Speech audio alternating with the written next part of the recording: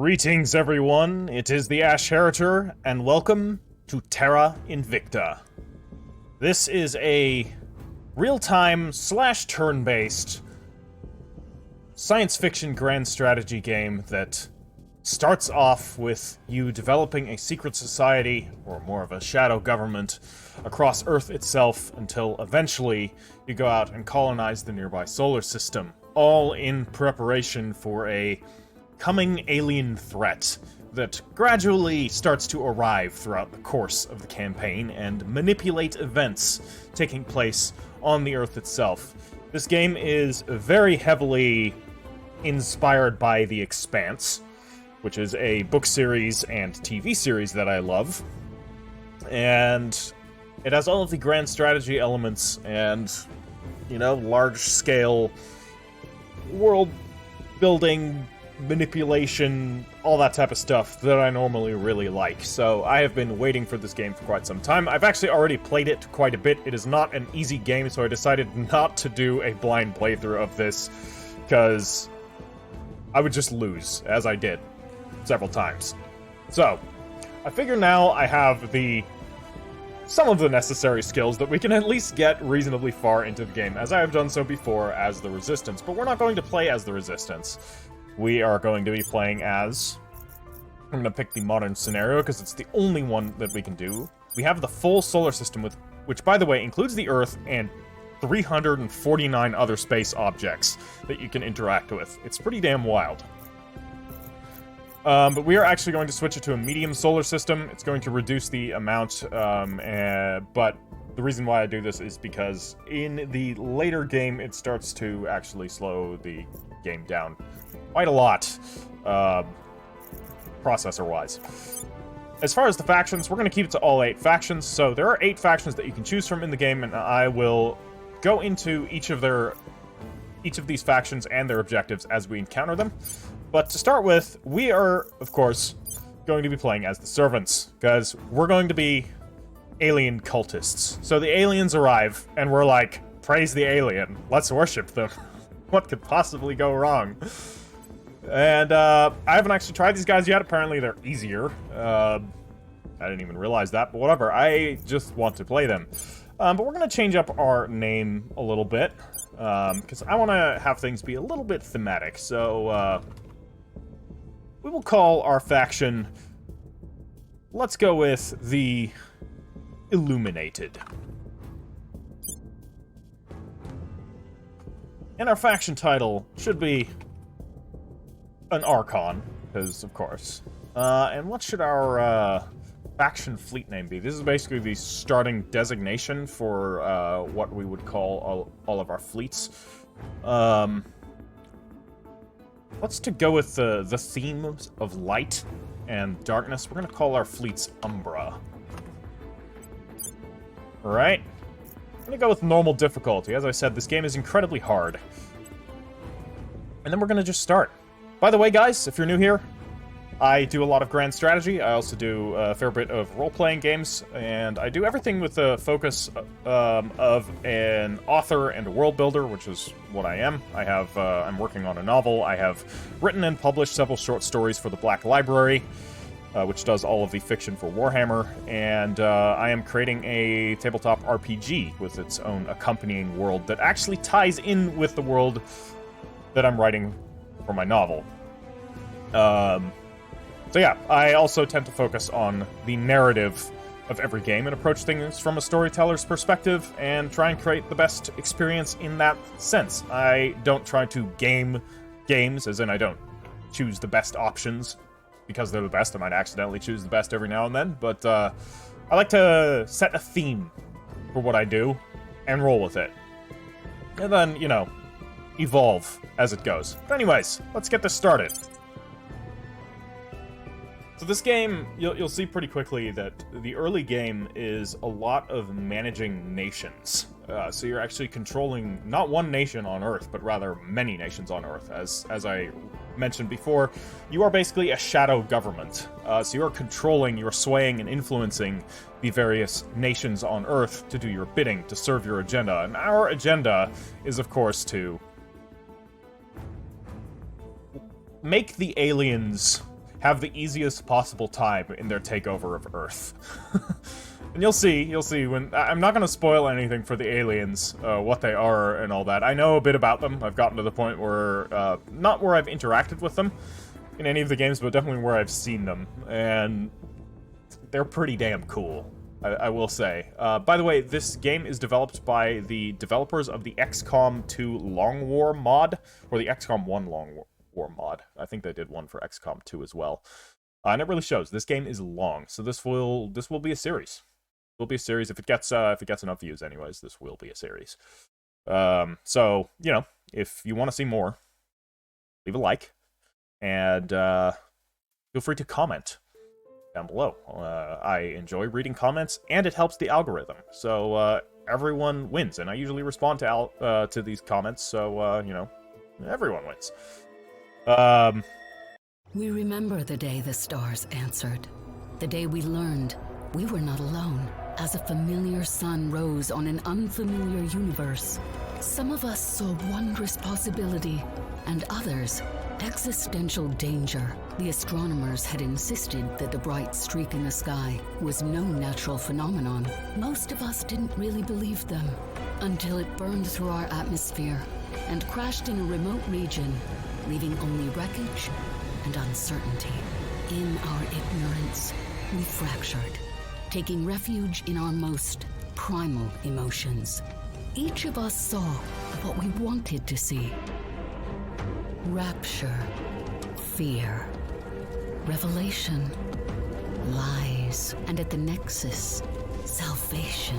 We entreat our earthly forms to its cleansing flame, praying that we will be found worthy. For only by accepting we are servants may we ascend, and only by excising the doubt within and around us may we be brought into its holy embrace.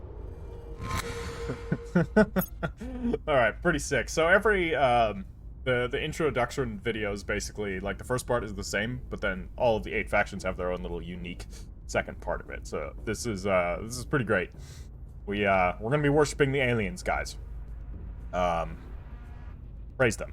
I won't say what the main catchphrase for our campaign is going to be until we actually learn the name of the aliens, during which we will develop what our religion and our philosophy will be.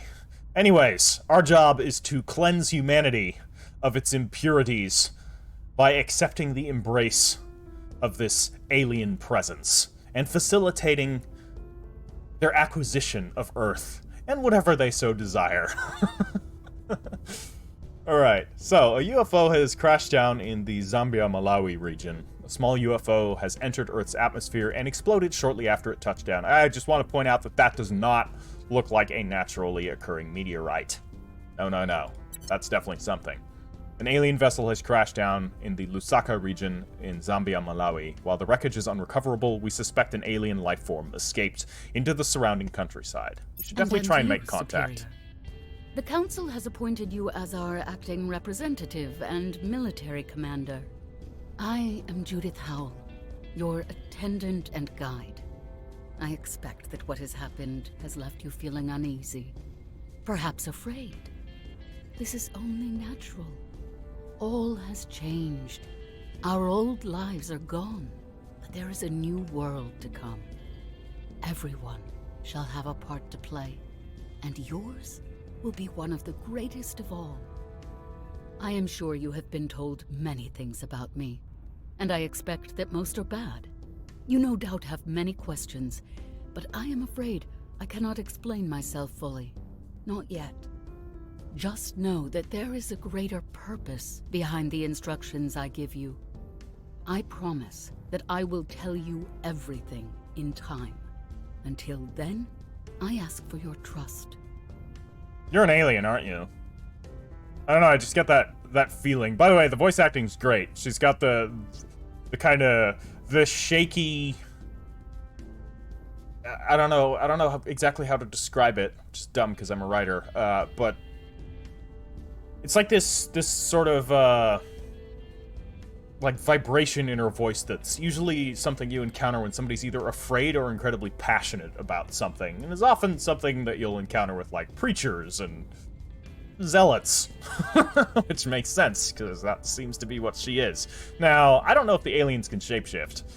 I have seen what they look like normally, and I will say they look a hell of a lot cooler than the aliens in XCOM. Like, they're pretty Lovecraftian, and it's great. Let's continue. New objective. Journey to their arrival. From the highest to the lowest, the arrival caught everyone by surprise. I was no exception. It was only after some time that I came to understand what I should have seen immediately. This was no accident. So I need to now have a counselor conduct the Investigate Alien Activity mission at the crash site. So, we are currently now in the main world map. I'm not gonna go into all of the details of everything that's happening here, but you can see that most of the nations on the world are represented. Some of the smaller nations have been lumped together, unfortunately. And yeah, you can of course see that many of the larger nations are divided up into specific regions. You can see this is concurrent with, we are currently in the 1st of October 2022, so this is actually happening after now. It's pretty wild. And of course, you know, current events are indeed playing out, which is unfortunate, but accurate. So, we have many nations to choose from, and we can interact with many of them. We also have a group of counselors, so I want to quickly go into this. So, these are our two counselors. We have a scientist by the name of Aristides Pareja. He is apparently American, obviously of Aristides? Must be, I'm assuming he's Hispanic in origin, but is American. He is a scientist, which means, so this is, by the way, the stat lines that they have. So you have persuasion, investigation, espionage, command, administration, science, security, and loyalty. And as you can see, loyalty is not known for your operatives, because your operatives can defect. So we're going to quickly look at him. He is American, so he's from the US. And this, where your guy is from, where your counselors are from, actually matters, because they do get some, like, home ground advantages, and when they buy organizations, which are basically corporations and other groups that you can acquire, that'll give you bonuses. Some give you some penalties as well, but generally speaking, they'll give you bigger bonuses to offset those penalties. A lot of these corporations will require you to be from a certain place. So not a lot of them, but some of them. But anyways, there are many different missions that they can do. And the game, functionally, it's real-time, but it's more actually turn-based than it is real-time. Because at the start of the game, every week you get to assign all of your agents onto missions, which you can see here, the missions that they're able to do, and I will explain them as we go into them. And each of these missions is associated with a certain attribute. And these attributes are very important, and in my opinion, some are kind of better than others, but I feel like they're all actually pretty damn useful, because they all determine what your characters are capable of. So this guy's actually, he has a very good starting stat line. Like, his espionage and command are terrible, but he's a scientist, so he doesn't really have too many missions. Fortunately, his steal project and sabotage project are not going to be any good, because these are two missions that require espionage, and his espionage is 0. But like his science, which is going to be really good with advise, which allows you to basically buff up a nation. Science as a stat also just has a passive bonus. Not all of them do. Administration, or science is passive bonus, generates research, which is a basically a resource. You have all of the resources up here. You have cash, which is used to buy things. You can buy corporations or organizations from them. You can use it to buff up certain missions. There's influence, which is also used to buff up certain missions. It's actually mostly just used to buff up missions. Operations, ops, basically, also used to buff up missions. Boost is incredibly important, because boost is used to get objects up into space, where you can start interacting with the, I guess we could say, the mid and late game. Boost is really important for getting out of the early game. In fact, it's completely necessary. There is mission control, which is basically the amount of control you have in space. So getting more mission control points will allow you to build more space hubs, set up more outposts on moons or planets or asteroids, and even build colonies. Research is how much you contribute to scientific progress, both your own researched projects and the global scientific progress tree, which is very cool that these are that they're kind of two separated things. And then lastly, there is control points, or management of control points. And this basically represents how many control points, and every control point, which is, these control points are actually these little pips that you see. And each nation will have X amount of them. Generally speaking, the more populous nations will have more. So, like, the US has a crap ton, China has a crap ton, whereas nations like, Zambia, Malawi only have 2. Okay, Botswana only has 1, for example, because these are more lower population nations. And so this will determine how many of these you can control, because you can actually take over nations and set up your own puppet governments in each of them, and then direct those nations and acquire the resources of those nations for your mission. So, going back to our counselors, we have Aristides Pareja, and I'm just going to keep his name and appearance. I think that's perfectly fine. And then we have Jean-Luc Deprez, who is French, obviously, and he is a politician. Politician's pretty good. He can do the control nation ability, which is very good. Actually, can the scientists do that as well? He can too. I think most of them can. He's got defend interests, which I will explain once I actually use it, but it's incredibly necessary. His stat line is, damn, it's really good, actually. 9 administration and 8 persuasion. Sign me up. Let's see if there's actually... So we have 50 influence, and we can actually immediately recruit 2 additional counselors. And you want to just be at maximum counselors at all times. There's no reason not to. However, most of them seem to cost 50. We actually only have one option, who is an activist. And his stats are pretty lackluster. He's got good persuasion, and he's got good apparent loyalty, but we don't actually know if that's his real loyalty or not. I'm not going to recruit him. He's not very good. So I'm going to wait till we have 60 influence, and then I'm going to get one that is going to be much better. I'm actually probably going to get a celebrity, because they have the public campaign ability and the inspire ability, both of which are pretty good. But we'll see. So first, we have our missions. So we immediately, you can see here your 2 agents, right? And we need to send them on to missions. So I'm going to click Aristides Pareja here. And we have 2 options, or we've got several options. Our main objective right now is to investigate an alien facility. And because, so this guy can control nations, which is something you want to do at the start. This uses the persuasion stat. However, his persuasion stat is only 3, so it's not very good. So we're not going to actually have him do that. The other mission that he can do is go to ground, which is basically allows him to escape the notice of enemy agents. So what I'm going to do is, it's going to cost me 5 ops to do. So you can see here I've got 20 ops, and I've got no ops income. Ops are actually kind of hard to get early in the game. So we're going to send him to the Zambia, Malawi to investigate the alien crash site. To the target site. There he goes, flying his super fast airplane. Meanwhile, Jean-Luc Deprez is going to start setting up a shadow government. The question is, where? Now, there's a couple of really strong starting nations. Russia is actually super good to get. First off, it's got a reasonably strong economy. It's got 4 control points. It's got a fairly capable military. The biggest thing about Russia is that it's got 30 nuclear barrages, which is the most out of any nation by a fairly significant margin. What this means is no one's going to launch nukes at you in any war that Russia is involved in, because they know they're just going to get out-nuked by Russia. And that is a pretty big asset to have. However, I've done this, and I feel like most people who play this game go for Russia first, because it's quite easy. Okay, actually, the US has 28 nuclear barrages. And I kind of wanted to do something a little bit different. China only has 3. Let's see here. Let's actually do this a little bit thematically.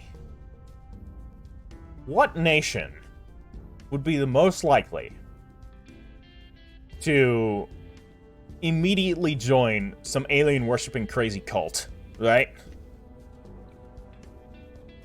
Yeah, you know what? Probably Australia.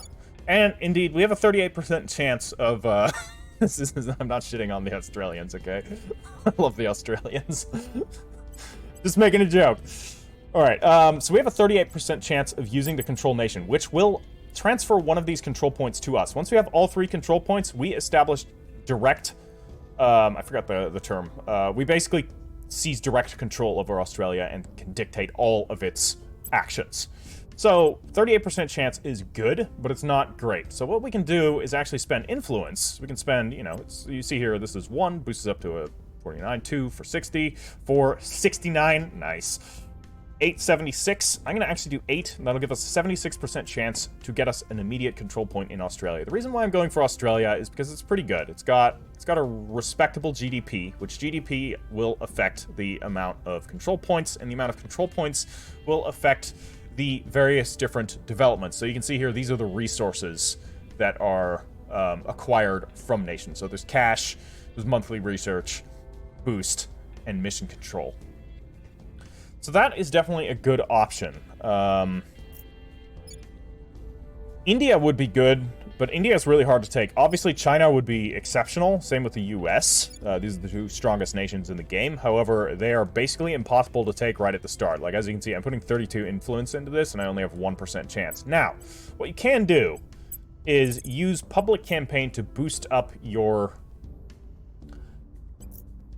faction's opinion, or the opinion of your faction within the nation. So you can see here there's this wheel, which has all these different colors. These colors represent all the different factions, with gray being unaligned. Our color is purple, which means the US doesn't like us very much. They don't like the alien worshippers, which really, you know, their loss.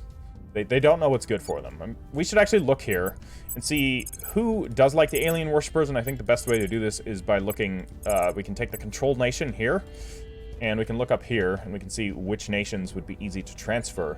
Now, a lot of these are small, fairly inconsequential nations.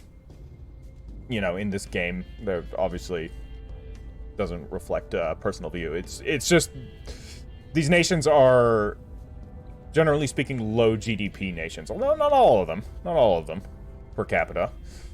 So there's definitely some good ones that we could attempt to immediately control, but I think I want to go into Australia. Hold on, actually, there's also, there is Israel.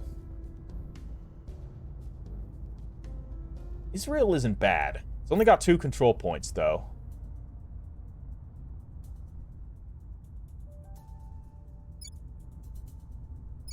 But no. We're gonna try and go for Australia. So we're gonna do this. We're gonna try and take Australia first, right?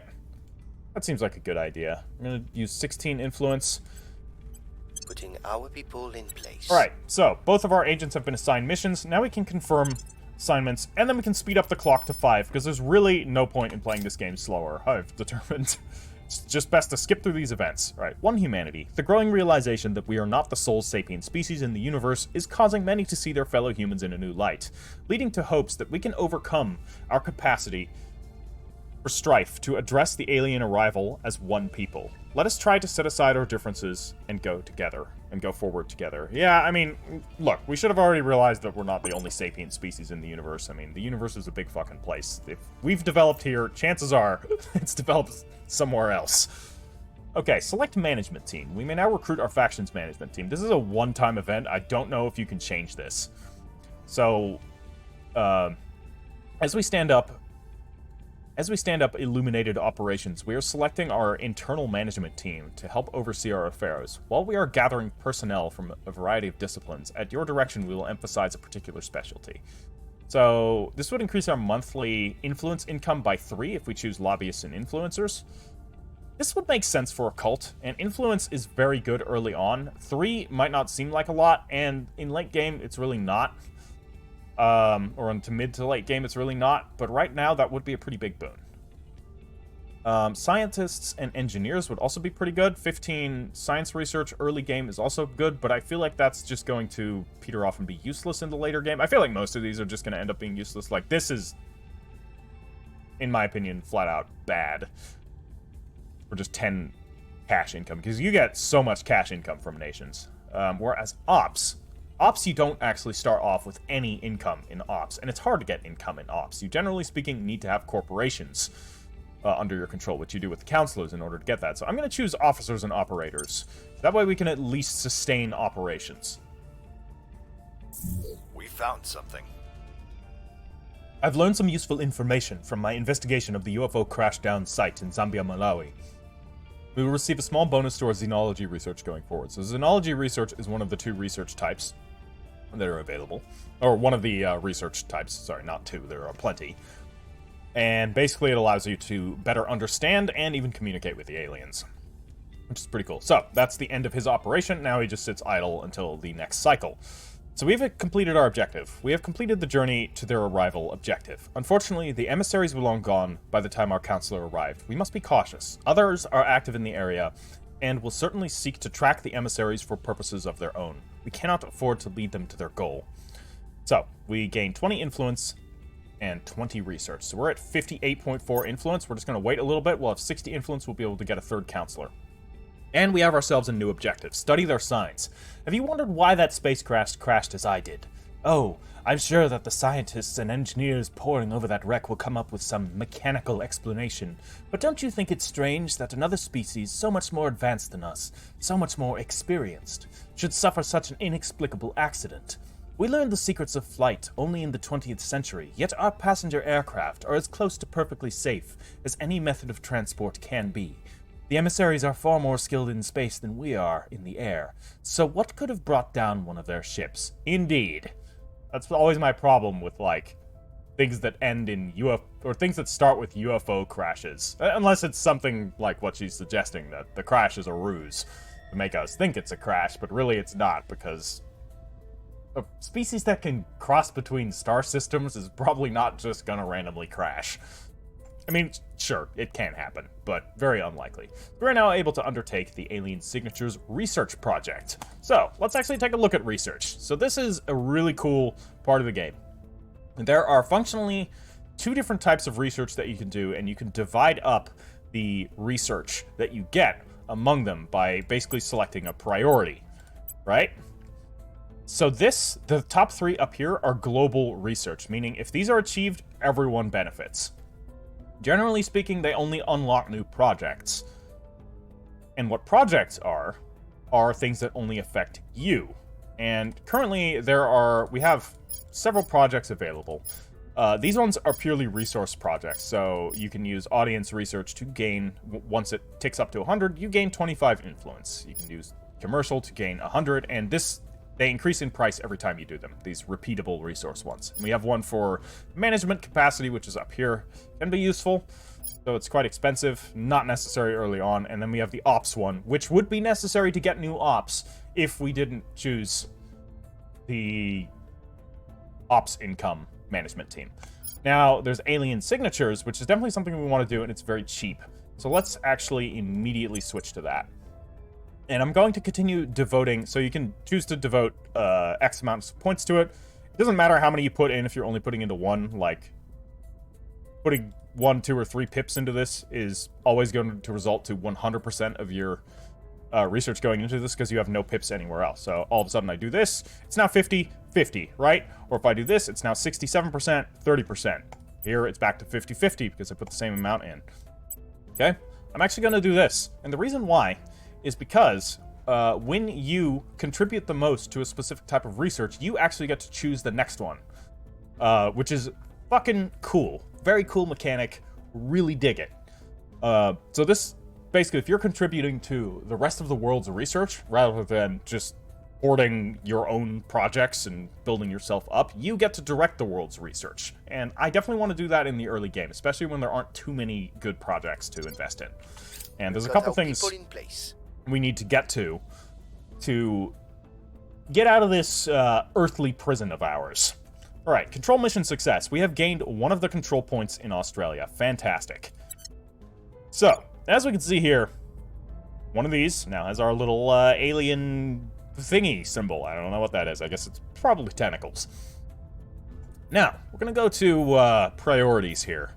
So you can see here, these are all the different priorities, and these function in the same way that the research thing does. These are pips. These putting more into it does not indicate that you're putting more resources into it. Rather, it just means you're putting a greater percentage of the resources available from this particular country into it. So, there are a lot of things to keep into account. So you have your government type, which will kind of affect the different types of governments will affect how the different stats interact with each other. You have the nation's peacefulness, which a more peaceful nation is harder to influence and control. Whereas a nation with greater unrest is much more easy to do coups in and other types of stuff. You have the GDP, which basically represents how much resources you are actually able to get out of the nation, as well as how much the nation is able to invest back into itself. So GDP, very important. There is the tech rating of the nation. So you have Australia's in the information age. It is at 4.2, which is very good. That is this is basically the military tech, and that will determine in military conflicts who has the upper hand. So you can see, even America, okay, the US is 4.5, that makes sense. The US kind of has the most high-tech military in the world. And then you have, Israel is at 4.3. Let's just pick some random, okay, Cambodia has, 3.3, quite low. Or Pacific states, let's see, what about, let's see. And these actually all have, respectable. They're in the atomic age, right? But they're still, okay, here we have them, still only in the industrial age, the Central African Republic. So these are very low. You have the amount of nuclear barrages that are available and the amount of navies that are available. The people, so this is the general population. The general population will affect the GDP, obviously. You have the cohesion of a nation. So higher levels of cohesion basically mean that it is harder to kind of sway things, I think, because the people are more unified together. I don't remember exactly, but there is a reason to play middle cohesion rather than high cohesion, because when a nation is not fractious and breaking apart with all the different cultures interacting, but is rather functioning as a melting pot, sort of as represented by the middle cohesion bar, that actually boosts scientific research, or that boosts the nation's research capacity, which I think is very cool. At the slight cost of it's more affected by unrest, or it can easily sway into unrest much more readily. Whereas high cohesion reduces the research bonus, but makes it harder to cause unrest and coups and that type of stuff in the nation. Per capita GDP, I don't really know exactly what this influences. And then there's inequality. So inequality basically, is how much wealth is distributed amongst the different classes. So a higher equality means the rich aren't as rich and the poor aren't as poor, whereas high inequality means the rich are much richer and the poor are much poorer. Which, that type of stuff affects the spoils priority options. And this, I'll go into these really quickly. So this is the different pips that you can put in, and this is basically the nation is investing back into itself to make itself stronger. Right? So investing into economy will, every time this ticks up to 1, so you can see we're at 0.66 out of 1, it's going to boost the amount of cash that we get out of the nation by, I think, 0.1 or point something. I don't know.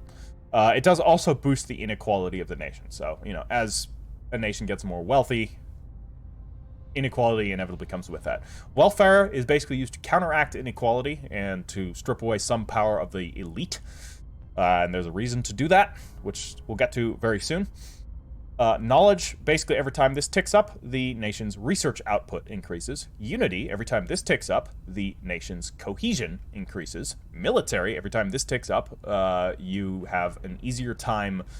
I think that also boosts up the military technology here, the Militech, and I think it also increases the effectiveness of establishing order into the nation and reducing unrest.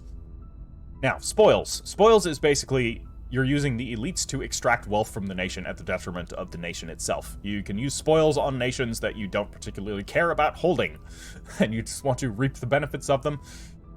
basically, if you don't have any spoils on a nation, and the nation has a powerful elite, the elites will get pissed off and can be readily used in a coup d'etat against your shadow government, your puppet government, which will allow the nation's control points to be transferred to somebody else. You'll see a coup is actually a mission option that agents can do. And bear in mind, there are 8 factions acting on the planet right now. 8 factions, each with their own agents, each vying for control over all of their own nations. Now, one of the factions is the aliens, and they function a little bit differently.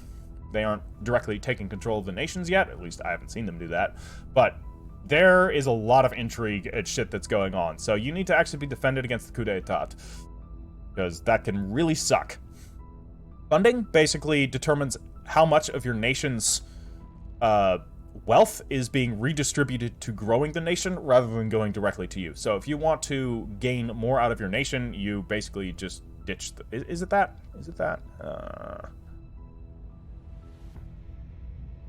Yeah.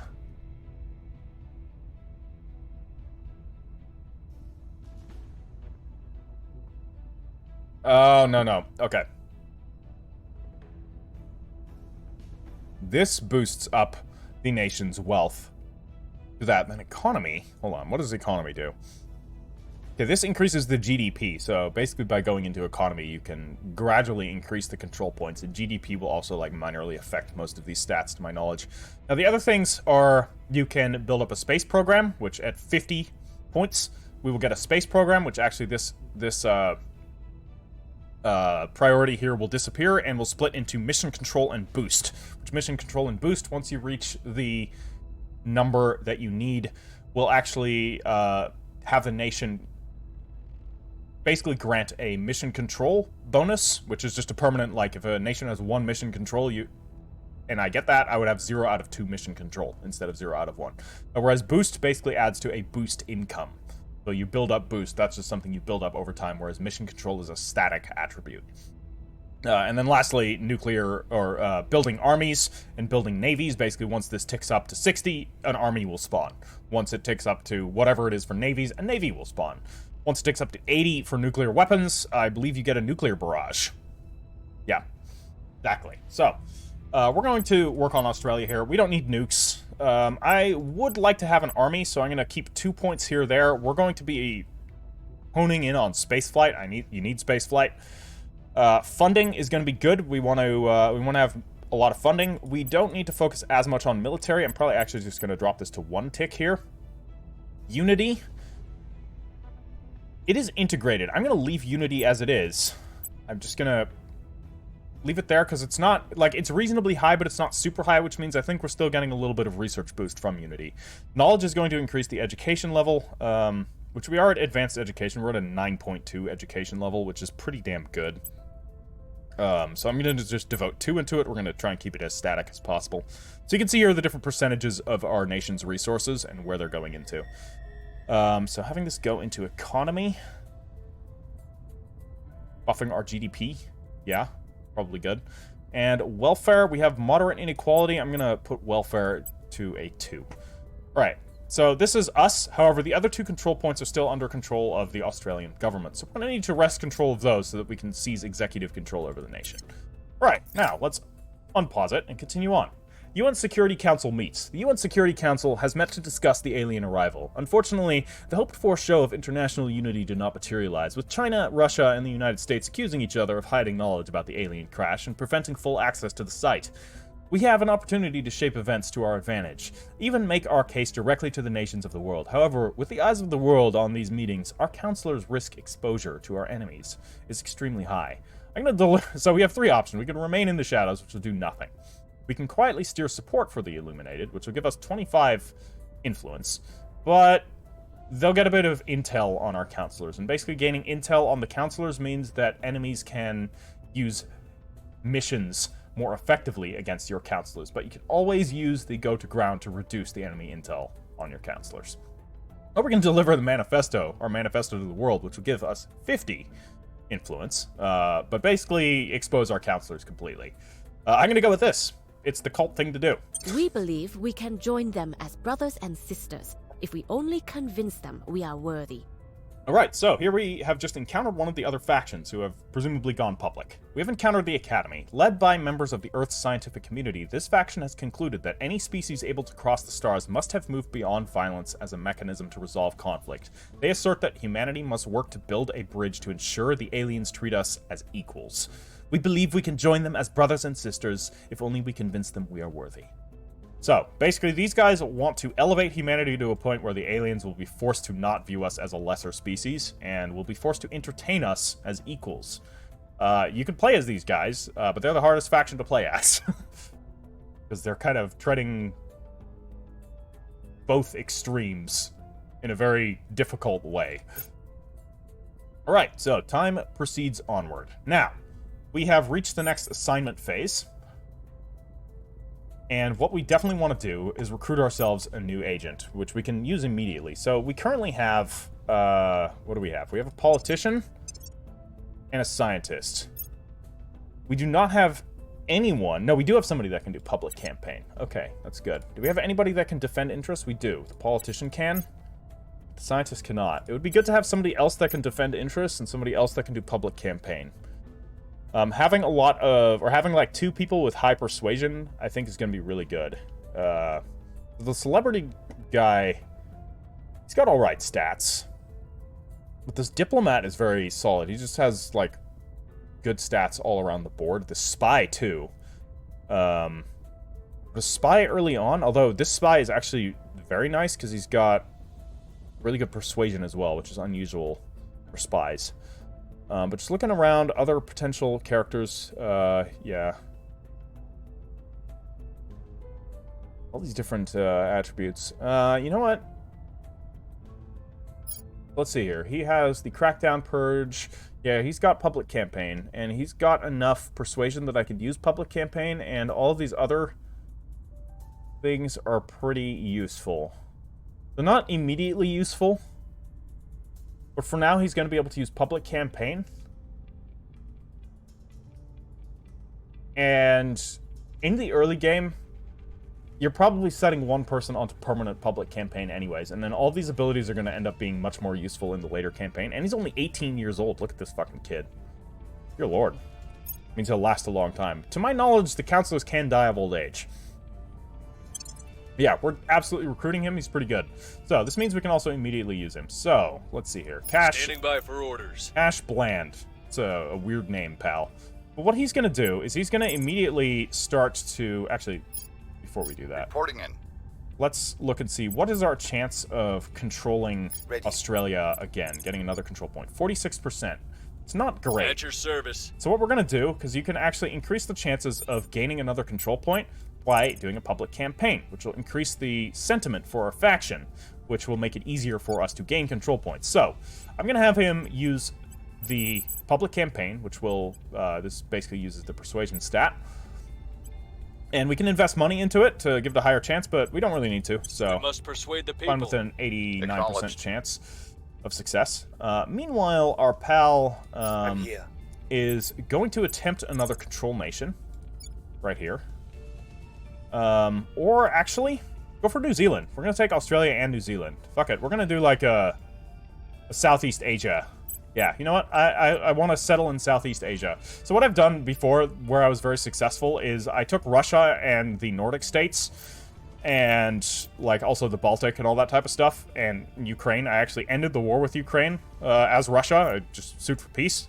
Decided to...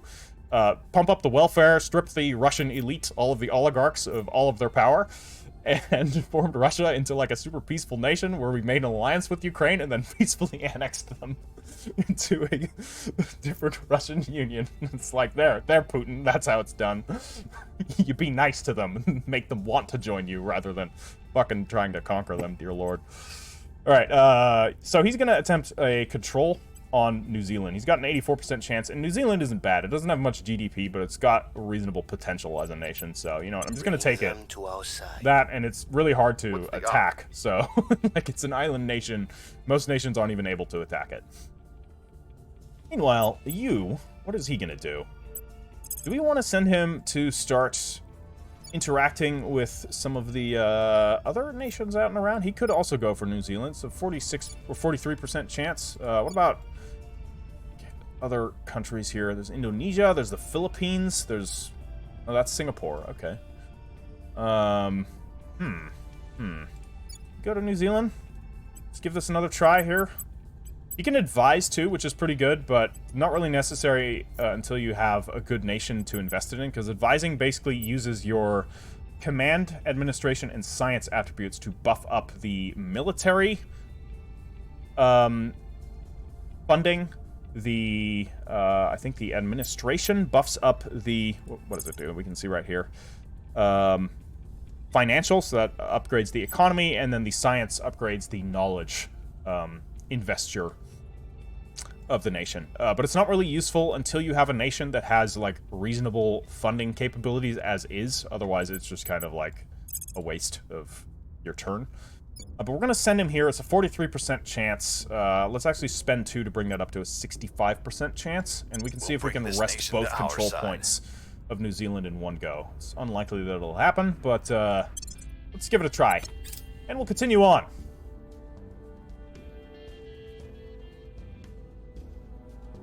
Public sentiment is increasingly with us. Alright, so our public sentiment has gone up by 6% in Australia, putting it up to 15%. That's good. We definitely need it to be much higher, so I'm just going to have him repeat mission, which will automatically set him to do that at the time the next mission phase comes along. Control nation critical success. Nice. So this actually not only gives us a control point, but increases our sentiment by 1%. So that's pretty good.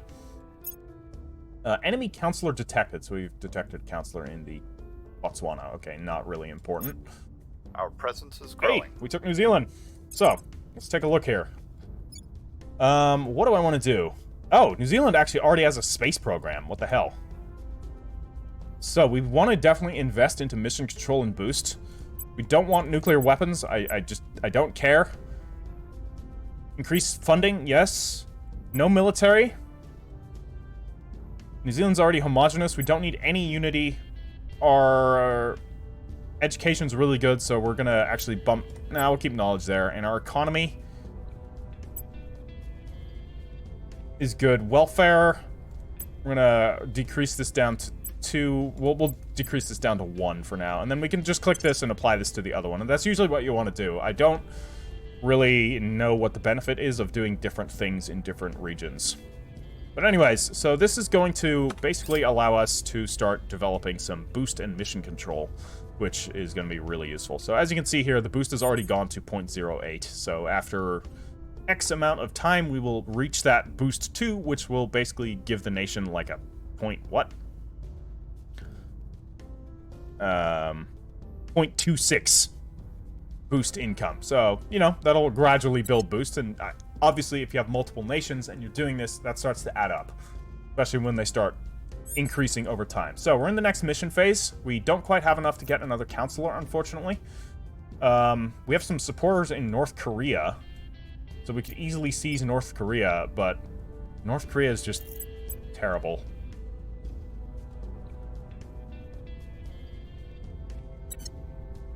It's actually, no, it's not. Like, the GDP, the wealth you get out of it is terrible, but it does have an army. Admittedly, it's a bad army. And it does have a space program. It's not a developed one, but that is something we could invest in to boost. And we basically already control it public opinion-wise. So clearly, Kim Jong-un is an alien cultist in disguise, which really should be no surprise to anybody.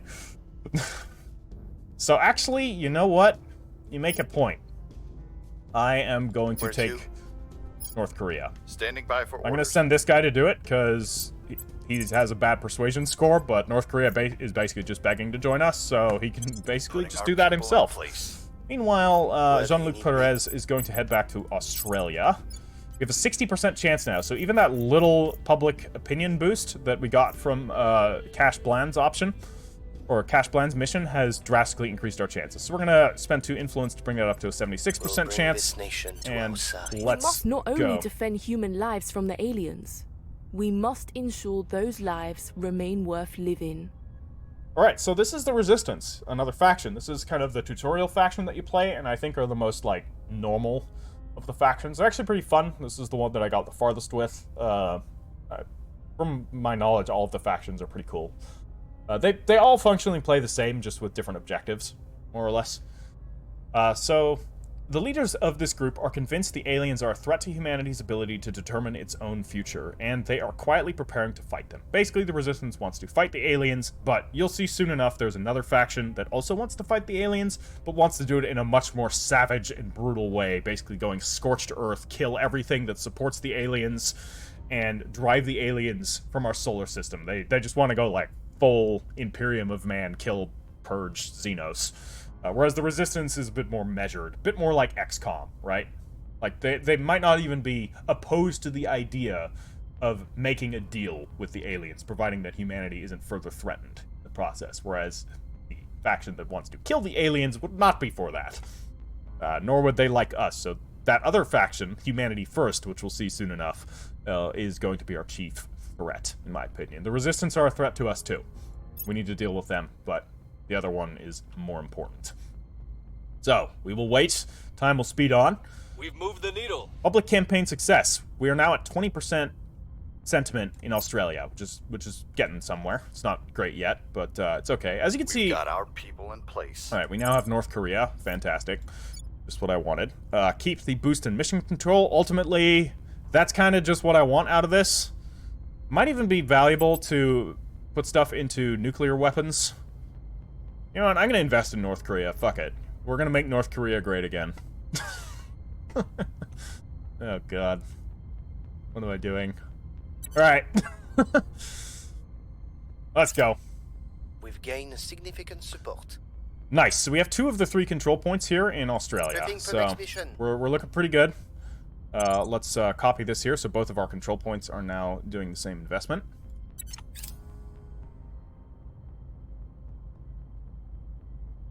Army under illuminated control. So we have taken control of the North Korean army, which is the 820th Armored Division.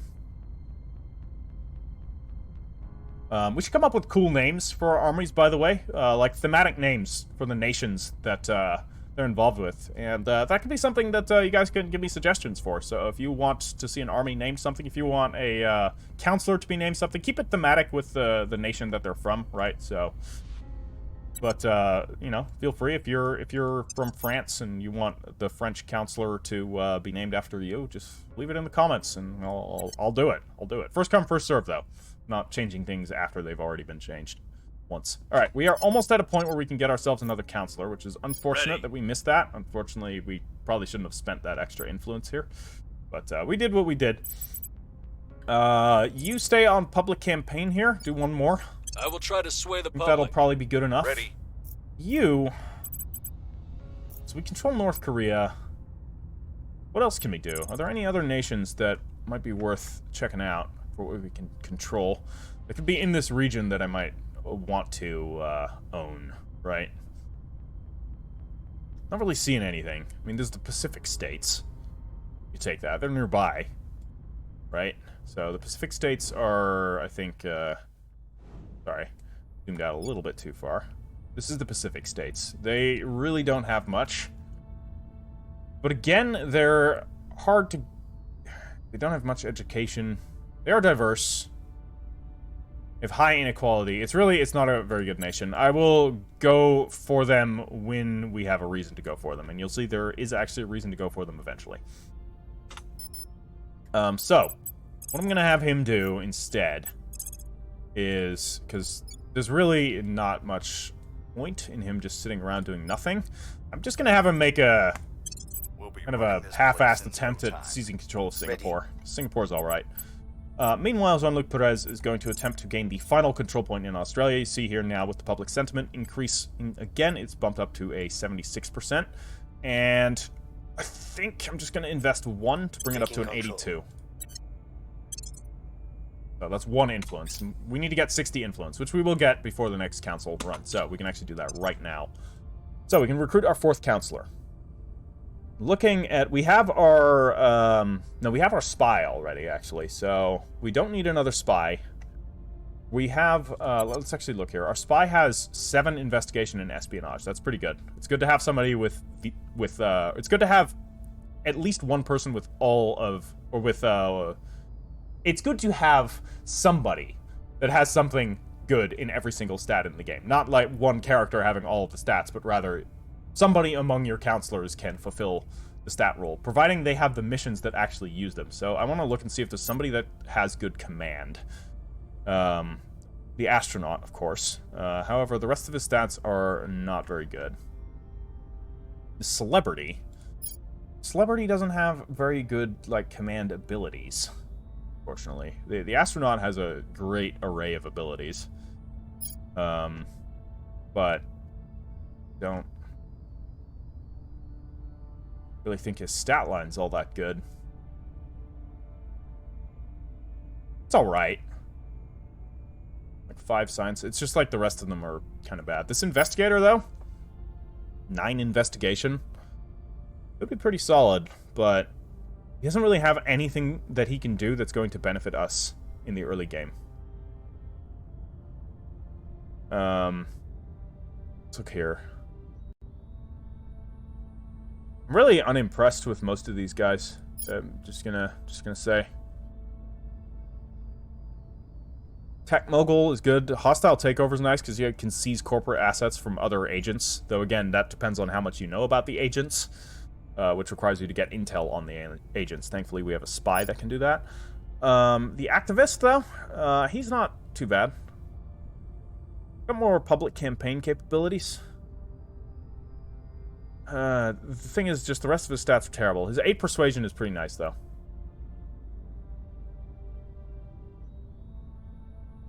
Or do I just wait for this 9 investigation? Nah. Operative. Ooh, he's got a shit ton of abilities that he can do. Hold on, do we have anybody that can... No, we don't want to assault alien assets anyways. We're, like, supporting the aliens. But that is something that's very good to have.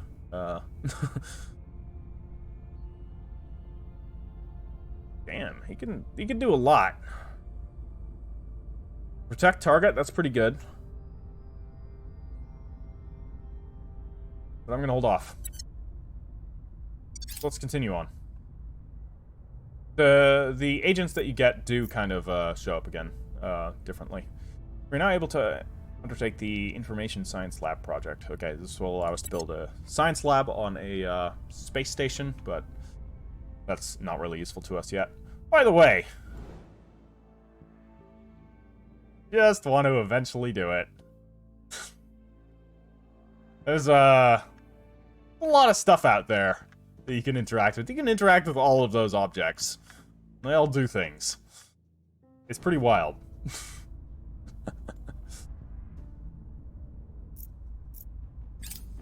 The people will come to our side. Alright, we're at 25% public support in Australia. That's pretty good. The problem is the Academy still beats us. Which Our presence is growing. Them having more public support means they can do missions in Australia much more easily, so they could wrest control from us. Hey! Is my throwaway mission actually worked? I now have control in Singapore. Look at that. We've gained significant support. Wait, we got both of them? Oh shit, I did the wrong one. I sent him to Singapore as well. Okay, that's a little bit of a minor UI annoyance I have with this game, is that it's kind of tricky when clicking between counselors to do stuff, because sometimes it'll stay locked on a nation even though you've clicked on another nation. Or, like, stay locked on one counselor even though you've clicked on a different one. The UI of this game could use some work, but this is still in early access, even though the game is, like, complete in most ways. Like, it's incredibly good. Having played it now for probably 17, 18 hours, can definitely recommend. Definitely a contender for Game of the Year for me. At least strategy-wise. RPG-wise, it goes to Elden Ring, hands down. But strategy-wise, this is probably the one.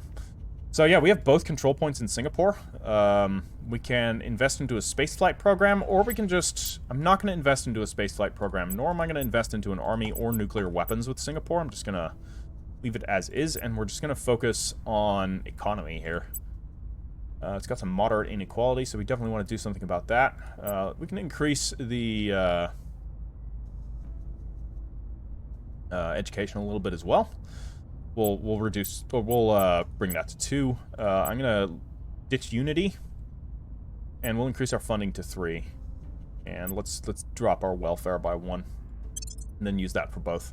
So we don't need to invest in our spaceflight program everywhere. We just want to have it in key locations.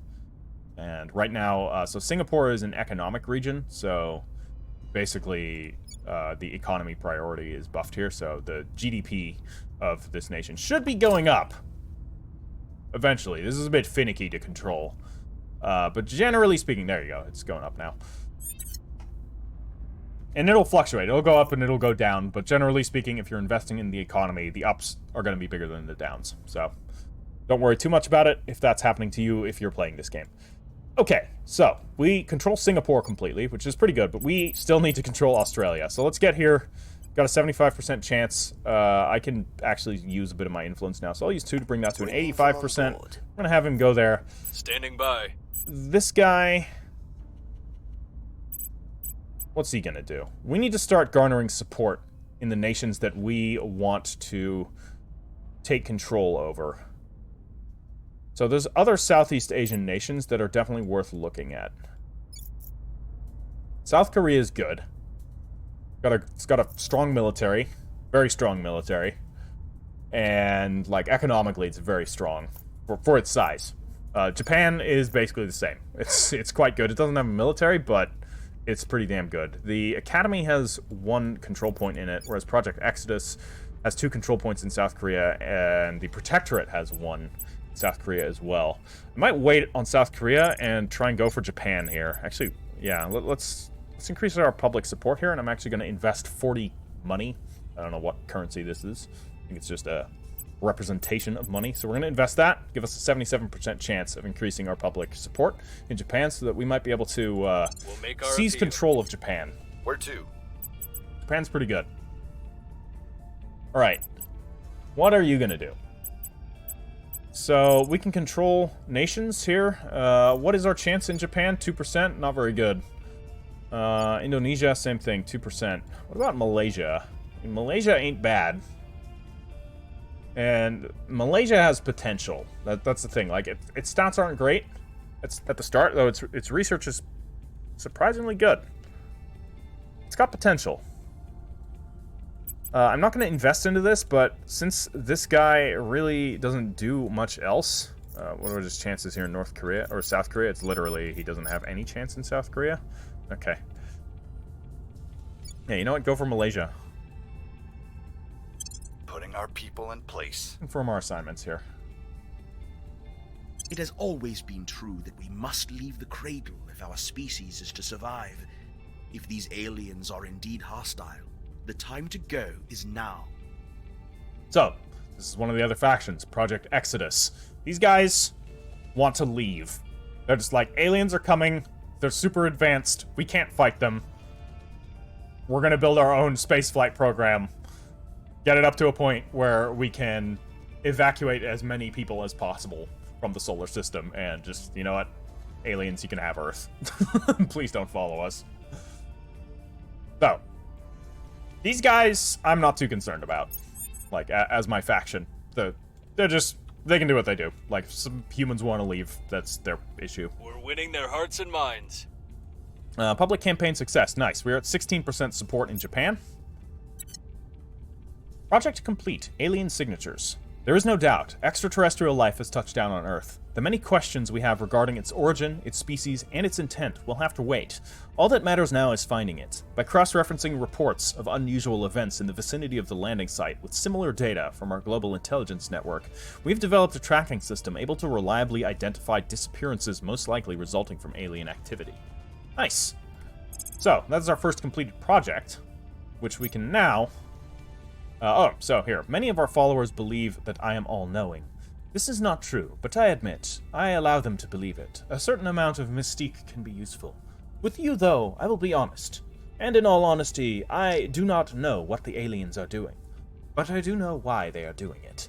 The aliens did not come here because they hate us, as the more xenophobic among our species believe, nor did they come in friendship, as the more naive ones do. They did not come for profit, or for power, or out of necessity. They came here because they are lost. They do not understand this, as yet, and neither do the people of Earth. But they will. It is our task to help them see. That's actually really cool. It's actually really cool. I kind of dig that. All right, let's go audience research. Get ourselves some influence. Influence is going to be our most important thing early on. So we are currently dominating the tech thing here, so I'm going to lay off just a little bit. Give ourselves a little bit more of our own technology here to progress our audience research. Because we're sitting at 316 contribution, whereas the next highest is at 62. Because we just hammered in on that ourselves. Well, everybody else selfishly took their own factions. All right. An alien ship is now in low Earth orbit. Let's look at it. I don't know if we can. Yeah, there it is. Look at this boy. There he is. An alien ship. These are the heralds of our gods, of our new leaders. We will welcome them with open arms, even if they must make it seem as though they are crashing here so as not to draw too much attention to themselves. What, you call this low... Oh, it's transferring to low Earth orbit. Right, so it's coming in from beyond the orbit of Mars still, so it's going to take some time to get here.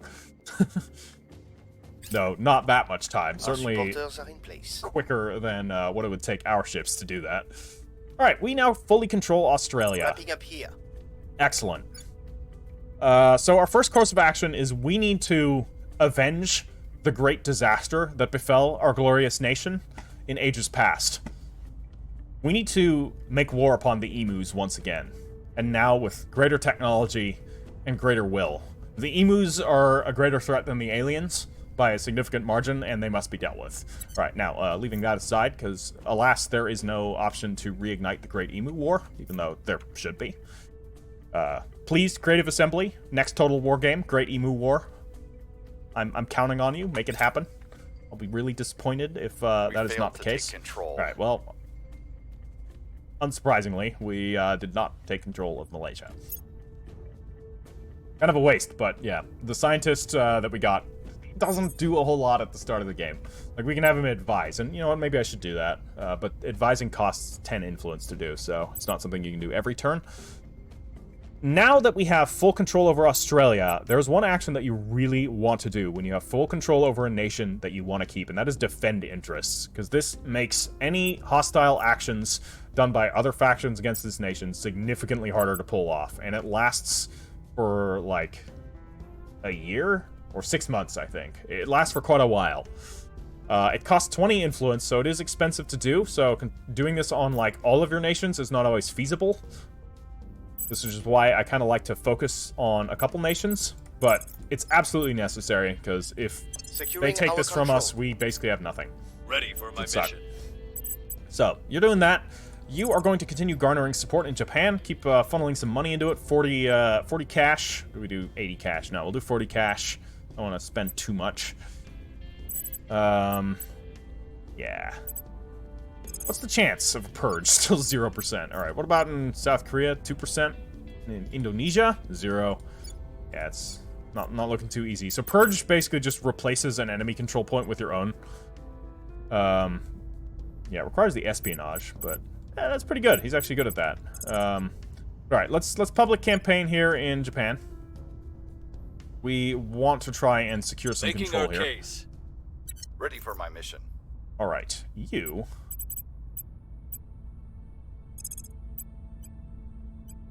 Do we keep at it in Malaysia, or do we focus on something else?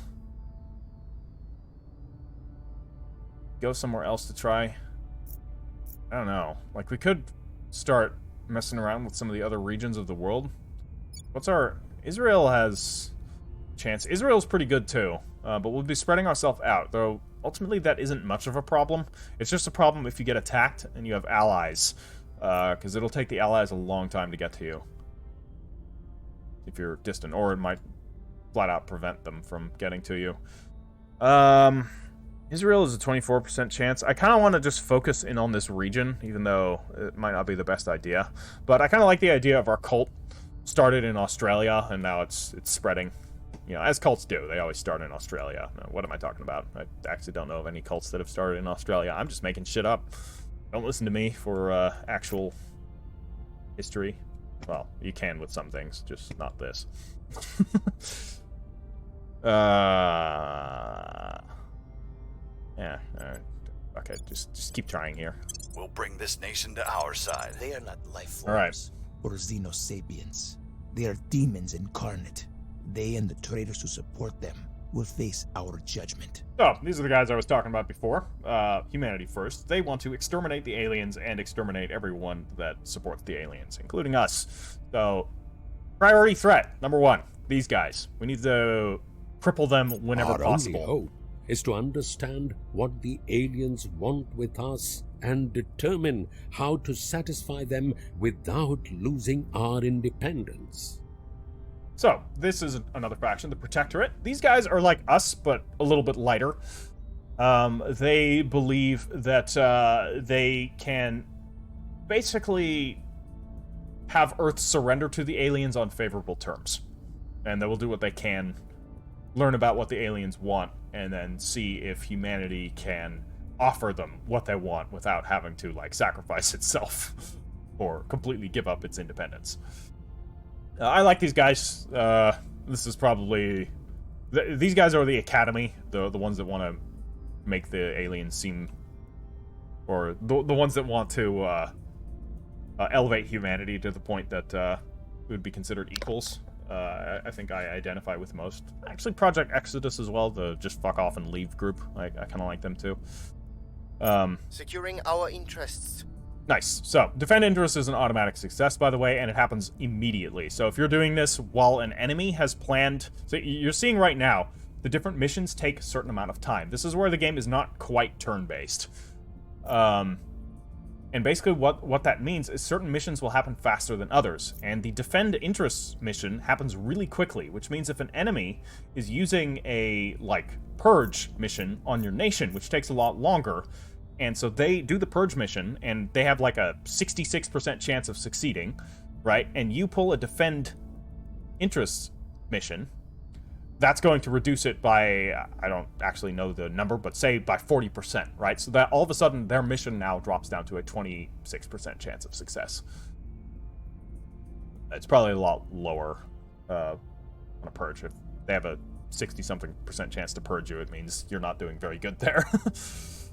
Anyways, yeah, good.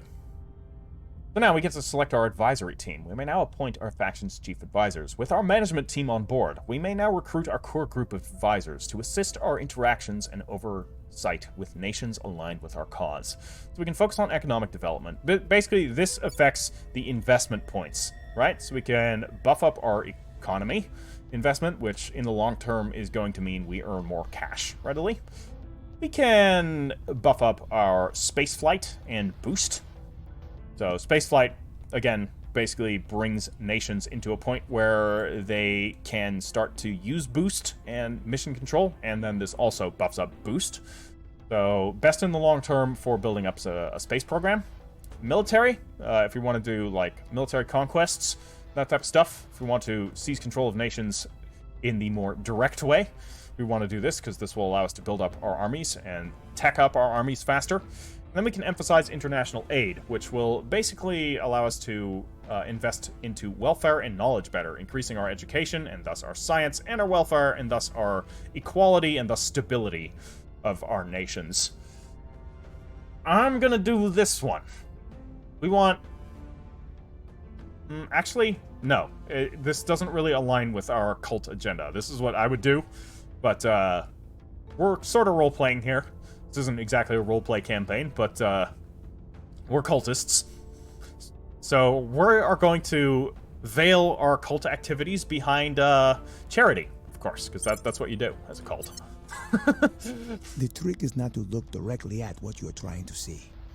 Offset your focal point somewhere to the side of where you think you notice the movement.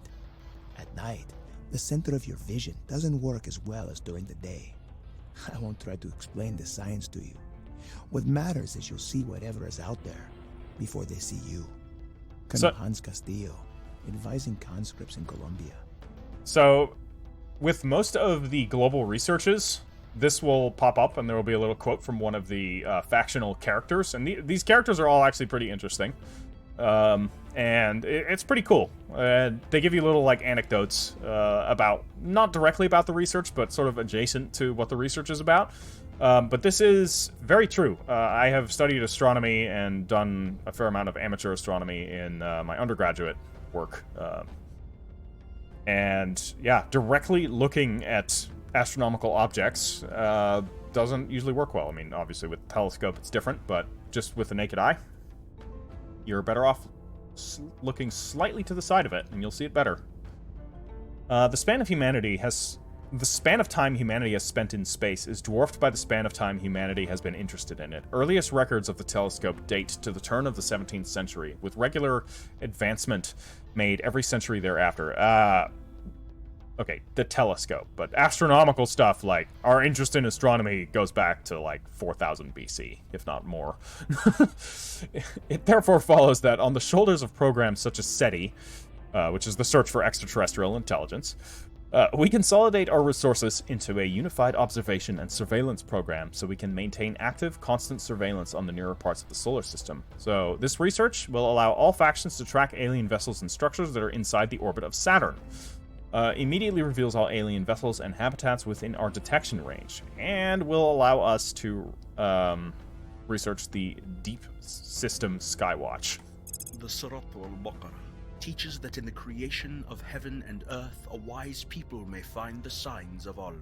Let us heed those words and join together as we take our search into the stars. Director Khalid al-Ashgar, from his khutbah at the first conclave of Muslim astrophysicists. Yeah. Arabic as a language. Sounds awesome. Gotta say. One of my favorite sounding languages. Now we have the mission to space. Project Exodus contributed most to this one. Okay. Yeah, because we're still contributing to this one, so we haven't unlocked our benefit here yet. Existing in space is a different animal than merely traversing it. If we plan to go from tourist to resident, we must adapt. Logistics require resupply missions planned months in advance, while engineering must cope with long-term exposure to solar radiation and the rigors of equipment maintenance in a vacuum. Likewise, our psychologists must develop a training regimen so personnel are able to maintain peak performance in an environment where up and down do not exist. We have, of course, been able to travel in space for some time, but now we must establish how to do so easily, regularly, and cost-effectively, and in far greater numbers than before. This renewed mission to space thus entails a mission to change many of our fundamental preconceptions. Yet all these hardships are entirely necessary, for only once we are comfortably beyond Earth's orbit can we hope to explore, exploit, and ultimately even settle upon neighboring worlds, and in time, perhaps even far beyond. The following technologies can now be researched: deep space propulsion concepts, orbital shipbuilding, outpost habs, and space tourism. Cool. So, that was these two that have now been unlocked. Public opinion is moving in our direction. Okay, Japan's at 23%. Very good. Very good. We'll be able to start to do missions in Japan fairly soon once we have majority control, which we still don't, so we still need to work on that. Yeah, you're failing in Malaysia, I get it. Should probably just have him advise Australia. I think that's what I'm going to have him do, because otherwise it's just a waste of his time. Though he can't do this every time, because it costs 10 influence to do, and he gets to do this 4 times every month, and our monthly income is almost 30. So that is a net loss on influence, which is actually not great. Maybe I shouldn't do that, because we do still want to recruit a 4th counselor. Speaking of, have new counselors showed up? Yes, actually. Yes. Interesting. Evangelists? Could be good.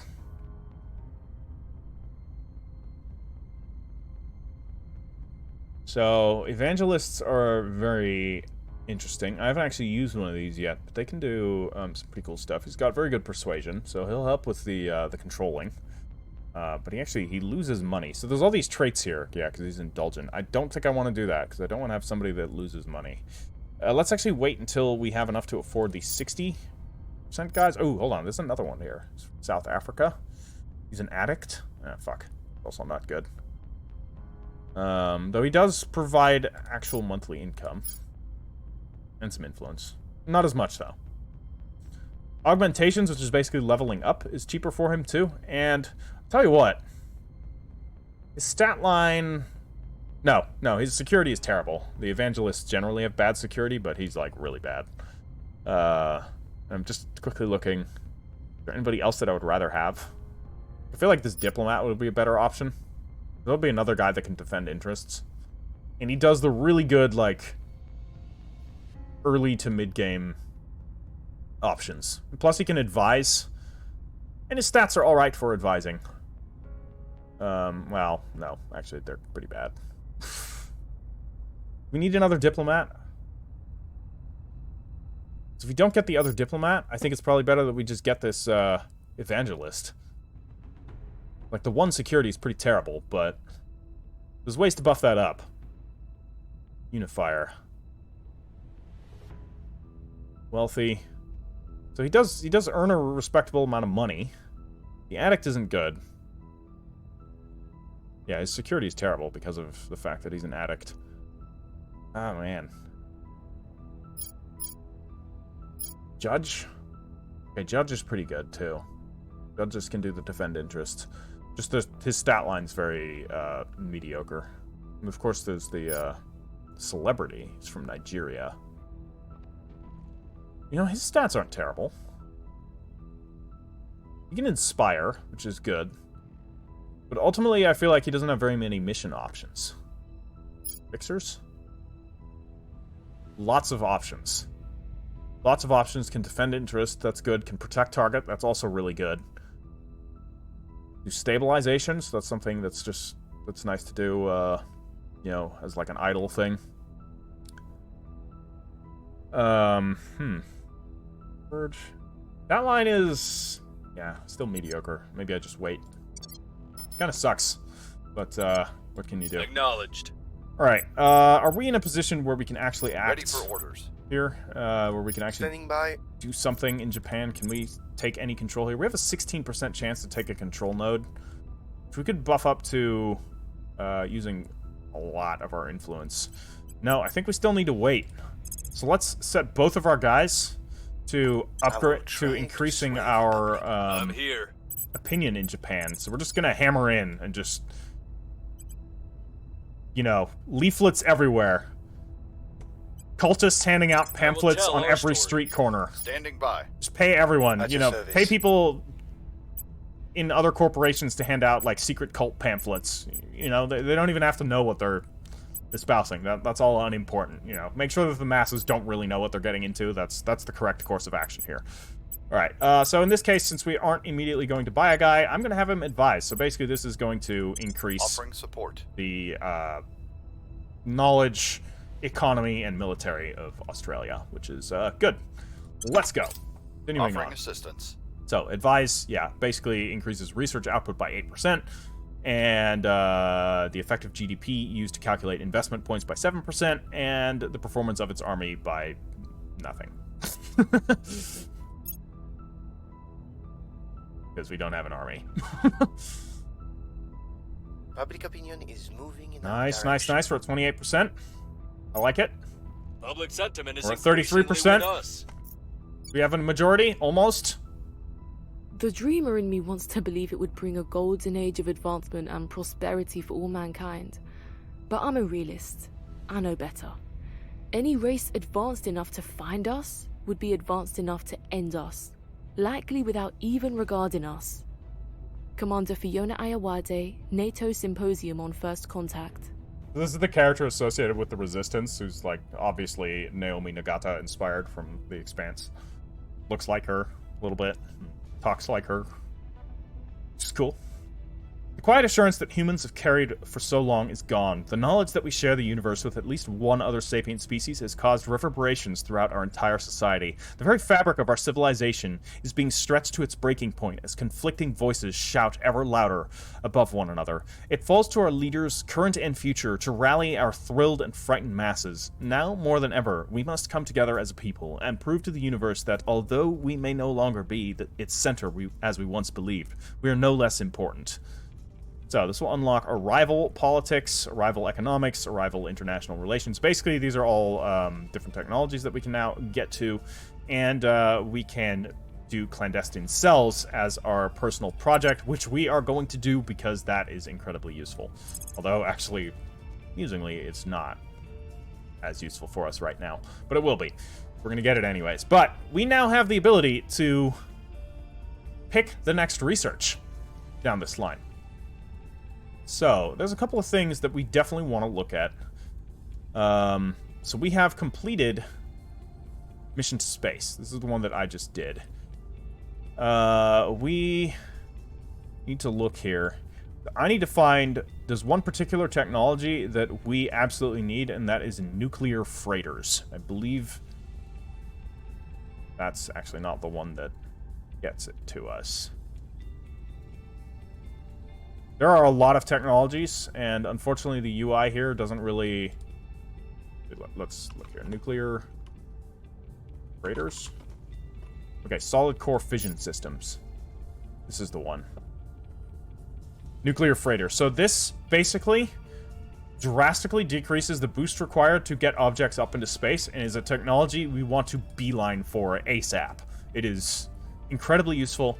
So we're going to go for space propulsion systems. That is the next one in line. And we want to definitely just go for this as soon as we possibly can. We're getting a little bit of, I don't know what here. Okay, there we go. Space propulsion systems. Why can't I get to it? Am I doing the wrong research? Did I fuck this up already? That'd be hilarious. We just did Mission to Space. It's completed. Deep space propulsion concepts. Why can we not? What's... Oh, it's already being researched. Who's doing it? I don't know. Somebody already started the research of deep space propulsion. Alright. So this was unnecessary for me to invest in all of this. So let's actually look at the rest of the tech tree and see what else is required. So we want to go to... yeah, what was it? Solid core fission systems. So we also need to get electromagnetic propulsion, which still just requires this. So ultimately... This is really the bottleneck here. Nuclear fission in space doesn't require anything else either. Okay. Fuck it. Go with orbital shipbuilding. Study of material, yeah. What do we do something that helps out on the ground? Rival domestic politics. Let's see here.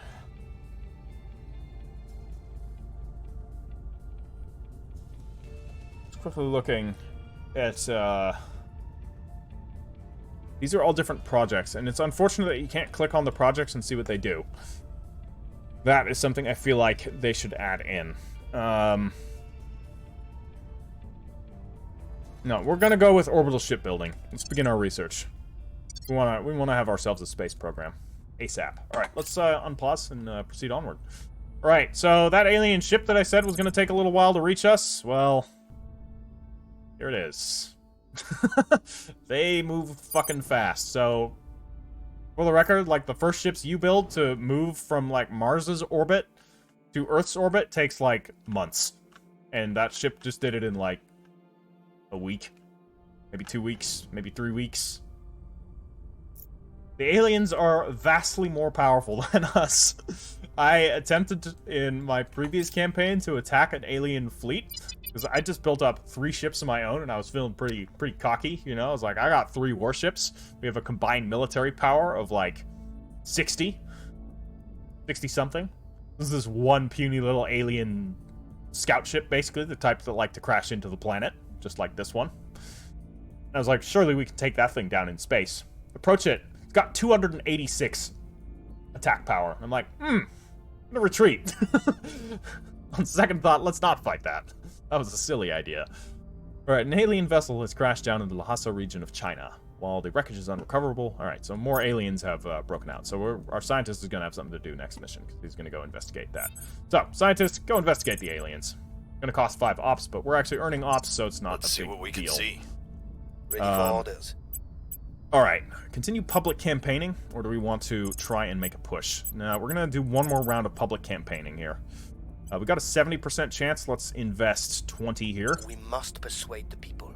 Alright, you are going to also continue public campaigning here. Invest 20 as well, bring that to a 70%. I will try to sway the public. And that's our army in North Korea, which we're not going to do anything with. We're not, like, we can invade China or South Korea, either of which is a death sentence. Confirm our assignments, and move on.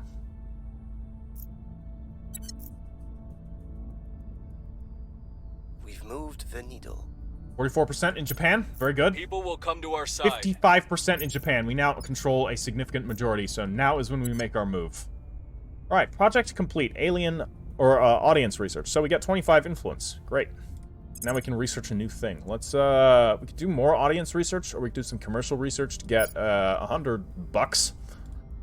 Or maybe operations research for 20 ops. Or we could do an information science lab, but that is a space-built science lab that, honestly, I don't need that. Not very useful. Let's just get some bucks. For now. But I'm gonna put this on low priority, and we're actually going to invest in the deep space program here, and I'm just gonna leave that as is. The other guys can contribute to this. I'm gonna go full ham on deep space propulsion. I want to control what we get next. We need to get to nuclear freighters ASAP. Investigate alien activity complete, so it doesn't get us anything, except it increases our xenology research, which is going to be necessary to complete our missions, our main missions. Ooh. The Humanity First has gained a foothold in the Pacific. Don't like that. Okay, so, next mission phase. We can do control points. Wanna try anything? Somewhere? What else are you gonna do? He actually has a 21% chance. Just fucking... Bringing them to our side. Just try it. You never know. What's the up? Meanwhile, these guys are going to also attempt. So now, see, we have a 67% chance. So we're going to actually spend some of our influence to make sure that we get some control points here. You're going to do the same thing, except you're going to actually do a purge so that we can take a control point from the Academy. You're going to spend 2 influence. Targeting the opposition. So that'll give us... Ideally, it'll give us one of the neutral control points, and we'll steal a control point from the Academy. So. Every circumstance is an opportunity. Our test is to recognize and seize it. Alright, the leaders of this shadowy cabal reveal little about themselves or their methods. In some regions, they're behind rampant rumors that the alien arrival is a fabrication by Earth's governments and corporations. In others, they have founded companies selling products that allegedly protect from a fictitious alien disease they seem to have made up. Basically, these guys are the faction that are all about exploiting the alien arrival to their own benefit. They're basically the Illuminati, as you can see by their symbol. And they're dicks. They're my least favorite faction by a significant margin. Like, everybody else is acting out of some, let's do the best thing for humanity in our own weird way, and then there's these guys. Okay.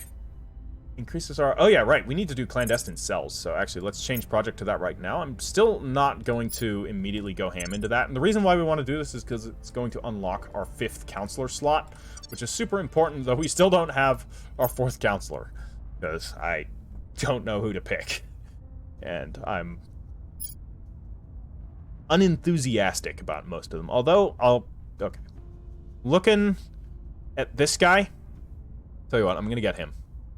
I'm just gonna get this astronomer, or sorry, this astronaut, because the astronauts have a good array of abilities. His stat line, he's got good command, which we don't have anybody that can do command, and he actually has good traits, and has respectable income abilities. And he's from China, and there's a lot of corporations that we can buy that are associated with China. So, we're buying, Jingju. Or we're recruiting him, I should say. We're not buying him. So, we actually have one corporation that we can now, acquire. We have Alderaan Surveillance, which would cost us 73 of our money, but that's something we can easily afford, and if we equip it to someone, it'll grant them +1 espionage. So naturally, we want to put it on somebody that actually does espionage, so we're going to give it to, Cash Bland here. So he has Alderaan Surveillance. That's his one... So the amount of corporation points, which are determined by the stars that are associated with them, is determined by your administration attribute. So he only has 1 administration, which is pretty terrible, so he can only get 1 1-star. So we're just getting him that. It gives him +1 espionage. He now has espionage 7. So, we have ourselves a 4th counselor. We can't do anything with him yet until the next mission phase. And yes, you can hire them during the mission phase, and they will be able to act on that Our mission phase. associates are now in charge. Alright, we have seized control of a control point in Japan. We've stolen it from the Academy. We've got our people in place. And we've taken another one, just manually. We'll see if our non-effective got... Holy shit! growing. He did it! He had a 23% chance. He rolled an 11. So we have 3 out of 4 control points. All we need to do is purge the last one. So we'll have Cash Bland do in the next phase. So, Cash Bland. Get ourselves a final purge here, and we'll have full control over Japan. Just as planned. Or influence. We're taking power. That's affordable. I'm here. Okay, so our homeboy here, Jingju, what's he gonna do? So, he can immediately start to do some attempts at controlling territories, which would be good. Would be good. Or he can do public campaign. Public campaign is always good. But where to public campaign? We have a 0% chance of succeeding there. Let's actually do a public campaign in South Korea, because we should try and take control of South Korea if we can. South Korea's pretty good. The people. We'll have to do a lot of purging to take it, but we got just our homeboy to do that purging. Ash Bland knows how to purge. He would make the Imperium proud. Alright, Counselor, what are you gonna do? We're low on influence, so I don't want to have him advise, so we're just gonna have him make a faux attempt at controlling something, which is not gonna amount to anything, but just go back to Malaysia. Carry on your futile efforts there. Standing by for orders. Defending interests.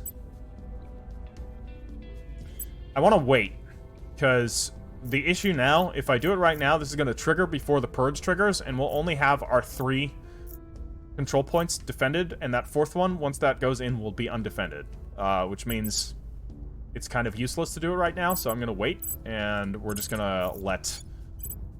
We'll make our appeal. The purge happen, and then we'll do it in the next turn. So, carrying on. Our case remains on... Public campaign failed. Ah, well, shit. The people will come to our side. That's okay. So now we're at 8% standing in South Korea. We're in control here. And we have purged the last of the Academy from Japan, so Japan is now fully under our control. I will not invest in nuclear weapons, although it might be a good idea. Investing in building an army, it's not a bad idea. Like, if somebody takes control of Russia, which there are people... Okay, no one has executive control over Russia, so that's at least something. I'm gonna reduce... Yeah, I'm just gonna reduce this to 1 point here. Mission control and boost, I want Japan to... because it already actually has 1 mission control, so now you can see here we have 0 out of 2 mission control. Let's upgrade our funding. Unity, it's already homogenous, so we can just straight up, like, remove that. Knowledge is fine, we'll keep that at 2 stars. Economy, keep that going. Welfare, we can reduce to 2. And, I think the rest we leave as is. Right. Japan is ours, so we're just gonna need to defend this asset in the next turn. We were unable to establish control. Well, oh yeah, that's the Malaysia mission. Of course that failed. Alright. So. Control in Japan. Your orders? Jean-Luc Deprez, I think you're the only guy that can do this. Yeah, you are, unfortunately. So, go defend Japan. Protecting our interests. Meanwhile, Jingju is going to do a public campaign. Actually, can he do a public campaign in China? I feel like he would have a higher chance. No. Actually. Wait, we get a bonus from xenoforming? I mean, we don't now because there's no xenoforming, but that is fucking cool. Makes sense. We are the aliens, after all. Or we're the alien supporter faction. Alright, then just do public support in Korea. Story. And, Aristides, you are going to, a lot of people know about you, so actually, why don't you just go to ground? Shaking my tail. It's not really important, but... Ready for orders. I don't think we're in the stage where counselors are going to be turning on each other and attacking each other just yet. Everybody's still just kind of playing a, general power grab type of game. And you go back to Korea We must and persuade the people. garner some support. Going silent. Okay, so Aristides has gone to ground. Making things safe for our people. Defending interest was successful. It's always successful.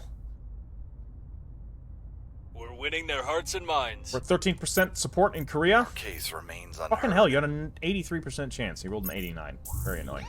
Crackdown. Oh, man. Annoying.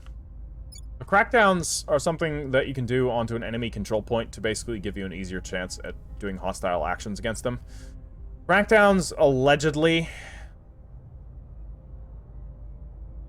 Yeah, they do expire, but it takes them... Oh, it's only 2 months. Okay. Basically, it disables our control point, so we gain nothing from it. If we'd have defended New Zealand, we would have been able to avoid that crackdown. But for now, I don't care. If they try and take New Zealand from us, we're just going to take it back. So I'm fine with them wasting their efforts on New Zealand, rather than focusing on what we're actually doing. Okay, so we need a lot more support in Japan, so we're going to continue public campaigns in Japan. Our appeal. Your and orders? Standing by for orders. Going to do some control attempts, I guess. You know, may as well. Just keep trying to control Malaysia, I guess, because I got nothing better to do. Establishing our presence. I'm here. So he's now freed up. He can do what he needs to do. Let's actually... No, we can't do crackdowns yet. We need public support. So everyone on public support in South Korea. What's the op? Pretty handy that we got 3 people that can do this. We can, we can work the public pretty quick, providing we roll well. This guy doesn't keep fucking up. All right, onward. Greater glory. Public opinion remains unmoved. Dear Lord. Oh my god, we had a 95% chance. We rolled a 96. We've moved the needle. But it's okay, we're at 19% now. And now we're at 22%. So overall, we're still getting somewhere. We don't have a majority quite yet. We still need to outdo the Academy, who doesn't actually have any control points here. So that's going to be fine. So I'm just going to have him repeat the Malaysia mission to keep him occupied. Keep him busy. And these guys, honestly, I should just have them repeat this. Making our case. Reporting in. One more round, hopefully with 3 successes. It's not that hard. I know you can do it. Ready to go. Making our case. Public sentiment is increasingly Very good. Just with us. repeat it. We're at 24. That was actually minimal. Okay, now we're at 30. Public opinion remains unmoved. God damn it, there's always one guy. Alright. Do another round of this. So everybody will just immediately slot into their next mission. Of course there was an accident. Frankly, I'm surprised it took this long. Just get the recovery crew in there to salvage the gear ASAP. Worry about the bodies later. The delays are costing us. Chairman Soren van Beek, Internal Memo. This is the guy, the leader of the initiative, the exploit everyone faction. Of course it is. Leaving Earth is one thing. Colonizing nearby worlds is another. Reliably and rapidly traversing the infinite expanse of space is yet another. And perhaps the toughest of these nuts to crack. Our current spacecraft and engines are capable of no such thing, at least not for any useful length of time. The major stumbling block is fuel. With our current sources being constrained both by storage and propulsion limitations, it is a problem the world's finest engineers and physicists have long labored to solve. And they now believe that a pathway to next-generation propulsion systems is open to us. Efficiency is the foremost avenue of their exploration, increasing the speed and longevity of propellant, while reducing wear and damage to our ship's drives and nozzles. Now that the essential concepts are established, our researchers believe that there are 3 possible paths to tread: electromagnetic, electrostatic, and electrothermal propulsion. Each has its own advantage and will depend upon prior discoveries in other fields.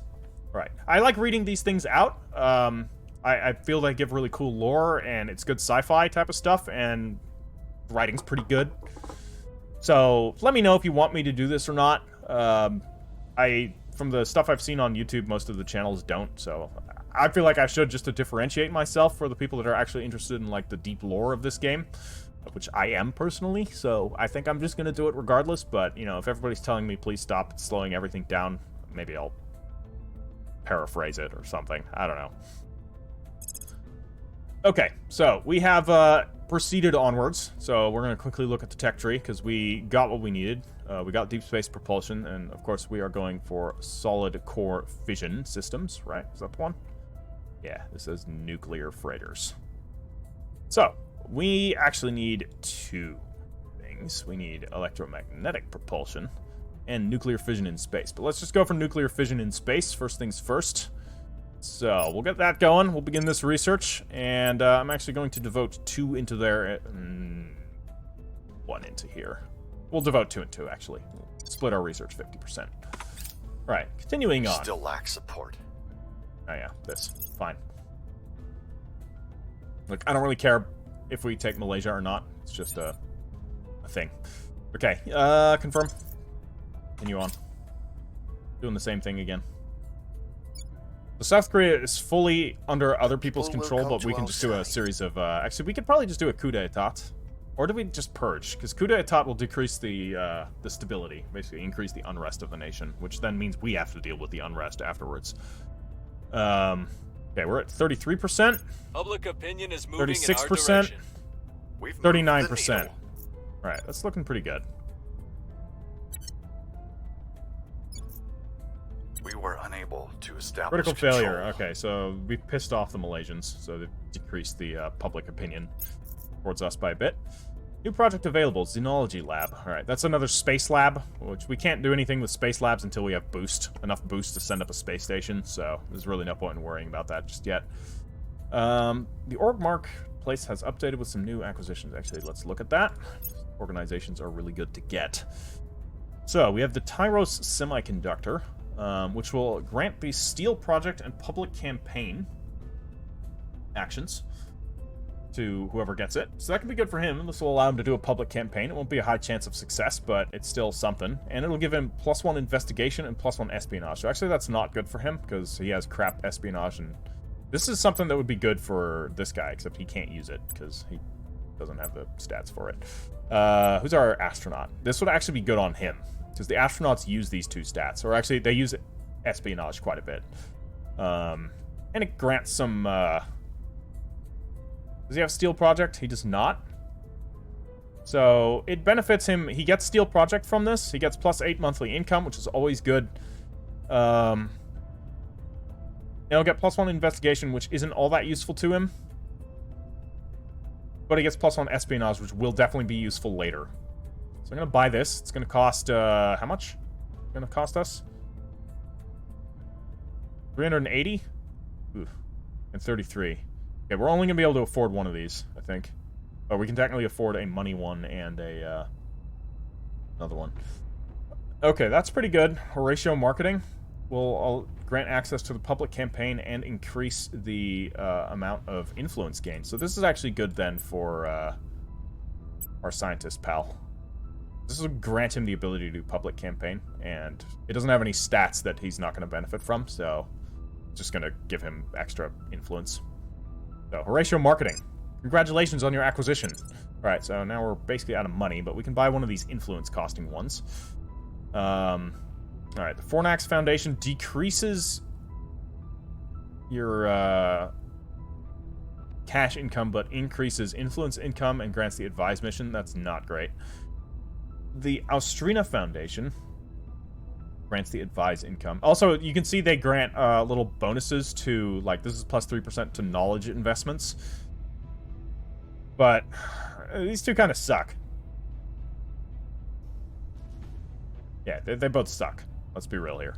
They're both terrible. We don't want them. They're not terrible. Like, I'm sure there's a use to have them, but I don't need them. Okay, we can overthrow a government here. Always a good plan. I love overthrowing governments. Can you overthrow a government? You cannot, even though you have the proper stat that would allow for it. So we're gonna have to do this manually. We're gonna have to purge everything, and that's gonna be costly. So in fact, we're better off doing crackdowns first, and then once we have crackdowns in place, then we can do purges. So we'll have to spend 8. We'll do a crackdown. After their people. At your service. You're gonna also do a crackdown. Ready So for we're just my gonna mission. crack down on all of the control points Applying pressure on their people. held by Ready the for others, orders. and from there we can just do our business. So, We do must that. persuade the people. And you're going to actually do a public opinion thing as well here. What's the chance of success? 86. Ah, you're actually kind of okay at that, even though your persuasion is terrible. We'll make our Go for it. Let's go. The public opinion will also increase the chance of our crackdowns being successful, so... Win-win. Public opinion is Nice, moving we're in our direction. 43%. We're 48%. Their control is vulnerable. Crackdown critical success. What does critical success actually do? I don't know what the critical grants, but cool. They slipped away from us. Okay, 1 crackdown is a success, which will allow us to purge that control point easily and seize control over it. Okay. By the way, these videos are going to be a bit longer. This is just a game that takes longer. Everything in it happens over a longer period of time, so these are just going to be longer than my usual format. I think these are probably going to be like 2-hour videos each. You know, if that's too long for you, just watch it in segments. Not too hard. Alright, agents for the Illuminated have positively identified a counselor of Project Exodus in New Delhi. Okay, not of my concern right now. We're not playing the agent game just yet. Alright. So, you stay on public campaign. Alright, this makes him so much more useful getting him public campaign. Absolutely awesome that he has that. This is investigation based. So actually, you're better at doing the crackdowns. So you keep doing the crackdowns. Get on my Turning the up next the one. heat. Standing by. Meanwhile, you can purge. This will purge the point that's already been cracked down, so we'll have an 85% chance of success We're taking power. And you are Ready to going go. to get more public opinion. Work in the public. So we're seizing control of South Korea. You can see it takes some time, but South Korea is kind of a more difficult nation to take. Bear in mind, some of the passing day, humanity shatters the boundaries of the possible. It is our certain destiny to move mountains at the touch of a button. We need only the will to do so. And your generous investment, of course. Chairman Soren van Wyk, opening remarks during Western Armory's annual earnings call. Of course he's Dutch. Like, the initiative are just absolutely the Dutch. Alvinistic. Yeah. Okay, I can say that. I'm Dutch. To meet the alien arrival in kind, we will require a paradigm shift in our own technology. We must reach the stars, both so that they can become a staging point, or staging ground for the advancement and defense of humanity, and so that we can tap their remarkable resources for ourselves. In addition, to counter the advanced weapons our rivals might wield against us, we will require bleeding-edge armaments of our own. Our scientists believe that the best way forwards is via magnetics on a hitherto unprecedented scale. Their tests have successfully demonstrated that precise sequential firing of a row of powerful electromagnetics can grant incredible acceleration to a moving object. In time, they believe we will be able to apply this to a handheld weapons projectile to rapidly catapult resources from deep space to our facilities, or to build spacecraft capable of boosting their propulsions to reach once impossible speeds and destinations. Furthermore, they theorize that powerful magnetic fields may be used to contain new and unstable forms of energy.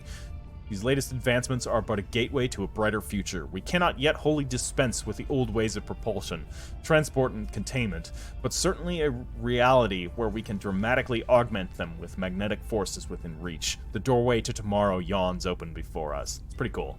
Railguns, man. Railguns. That unlocks new Our projects cause for is us. unjustified to them. Unfortunate. We're at 51% chance, or at 51... We've hit him where it hurts. Okay, we've sabotaged another control point at Project Exodus in South Korea, so we're going to be able to take that from them soon enough. Wait, The what? opposition remains in power. Purge failed. Ah! Hold on, this should have Mum's sabotaged last a different years one. were a blur of doctors and treatments. By that point, every movement was painful. The one thing she loved was her aquatic therapy. Whenever I was home on leave, I'd take her to the pool for hours. Weightless. Smiling. Free. Yeah, that's pretty sad. Commander Fiona Ayawade, during a psychological evaluation. The Resistance are one of the good guy factions, as you can probably tell with their characters' quotes, as opposed to the fucking Initiative guys' quotes, or the alien haters' quotes.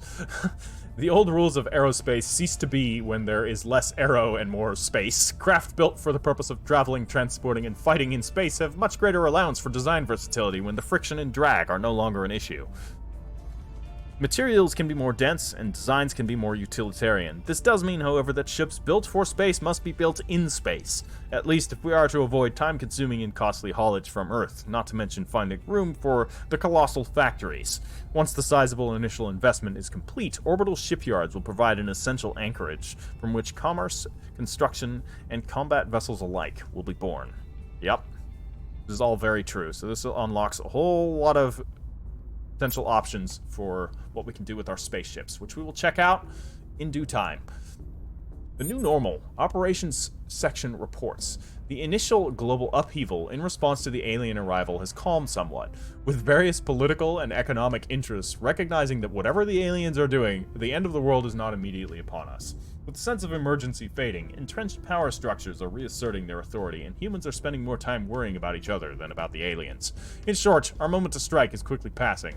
Our councils report that their missions are taking longer to plan and conduct, as they must navigate the old protocols for travel, security, and international contacts.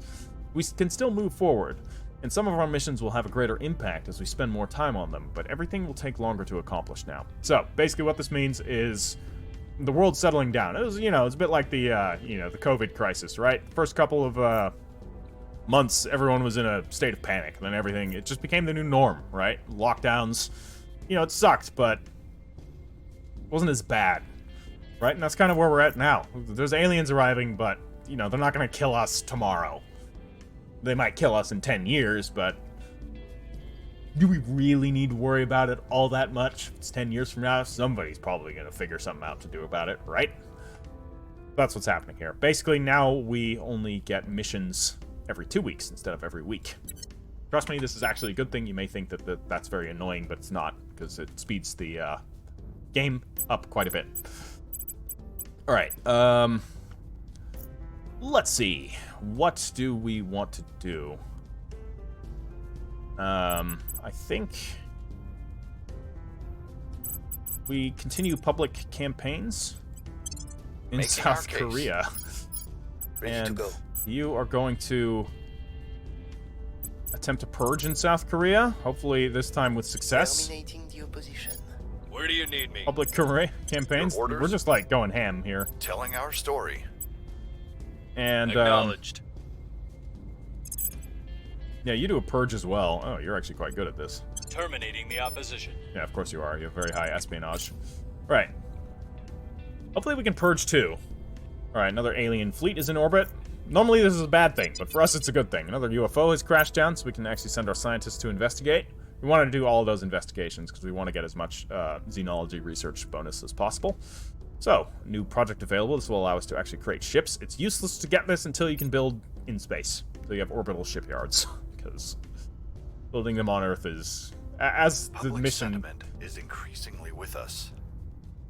as the tech flavor, or the technology flavor text suggested, building ships on ground is exorbitantly expensive and not worth it. We're winning their hearts and minds. Okay, so you can see our standing has decreased. That is because an enemy agent has actually clearly been securing order for themselves. Saltwater batteries is available for us. We'll worry about that later.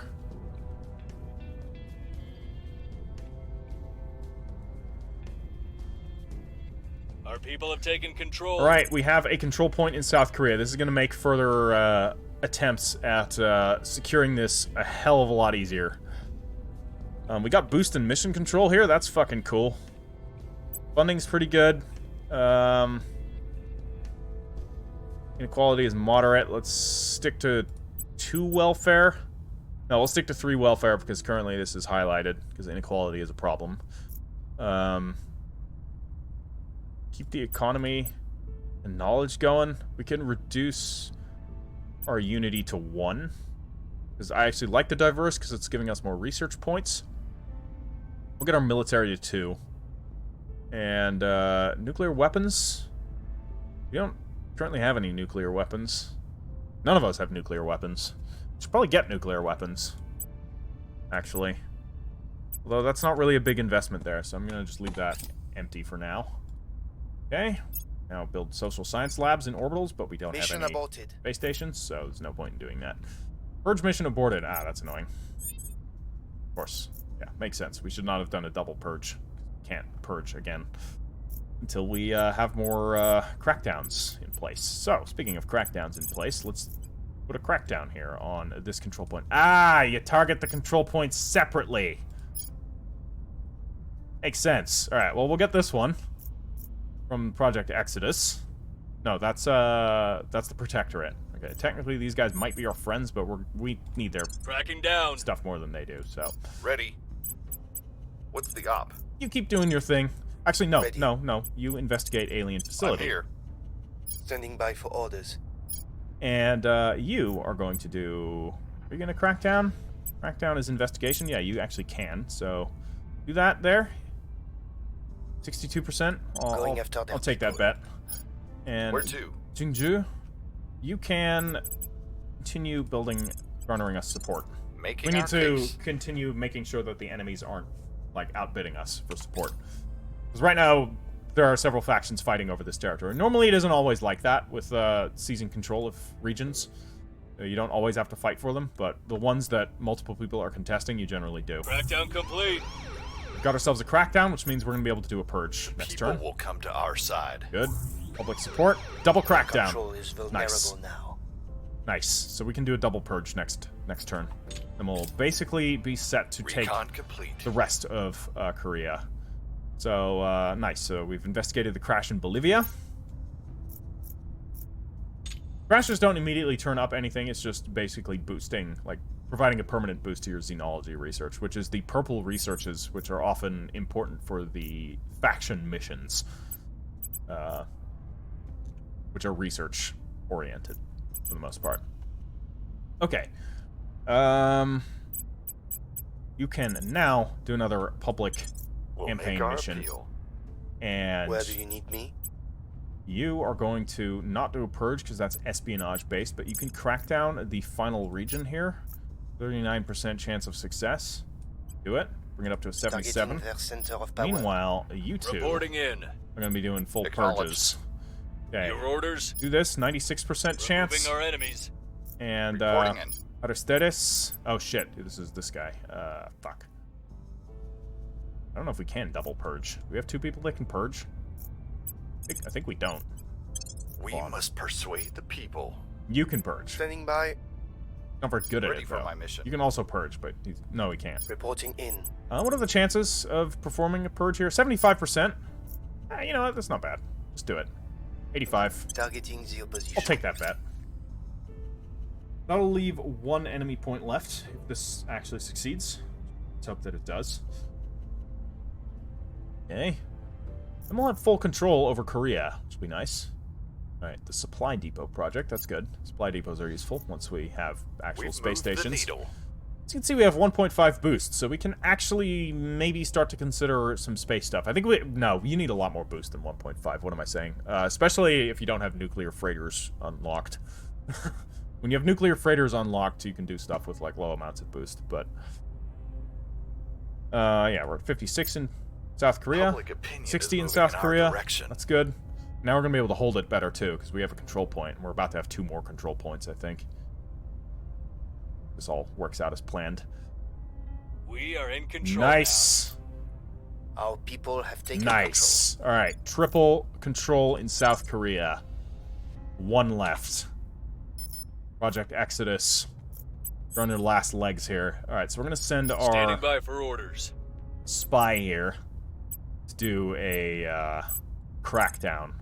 So this is going to be the most difficult thing, so we're going to spend 8 influence. Applying pressure on launch the crackdown. Standing our second guy orders. here, ready for he orders. is then going to purge it. Right now it says 17%, but the crackdown is going to happen before that, which is going to increase this by a significant margin. So I'm going to pump 8 into here again. He's going to do a purge. Hopefully the crackdown works, which will basically mean that the purge is almost guaranteed to work. So we can stop garnering support in South Korea at this point, I think. I think we're good there. Means we need to start focusing on a more sizable nation. Something that will benefit us even more. There's China, but fucking hell, it's hard to actually get into China. So massive. It's like, spend that much money just to get a 2%? Like, admittedly, his persuasion is terrible. But, All right. Let's just get some support in Australia. You don't only use this offensively, you use this defensively, because of course the enemy agents are using their own support offensively to make plans in your nation. So having more support in your own nations will mean they have less support for when they're trying to do their offensive actions. So I'm going to have him campaign in Australia just to make sure that Australia remains defended. All right. Crackdown in New Zealand has expired, so we're back to normal there. I could defend New Zealand, but it's not worth it yet. Let's see here. You, Jingju, you can... What's he gonna do? I'm actually gonna have... No, he's terrible at this.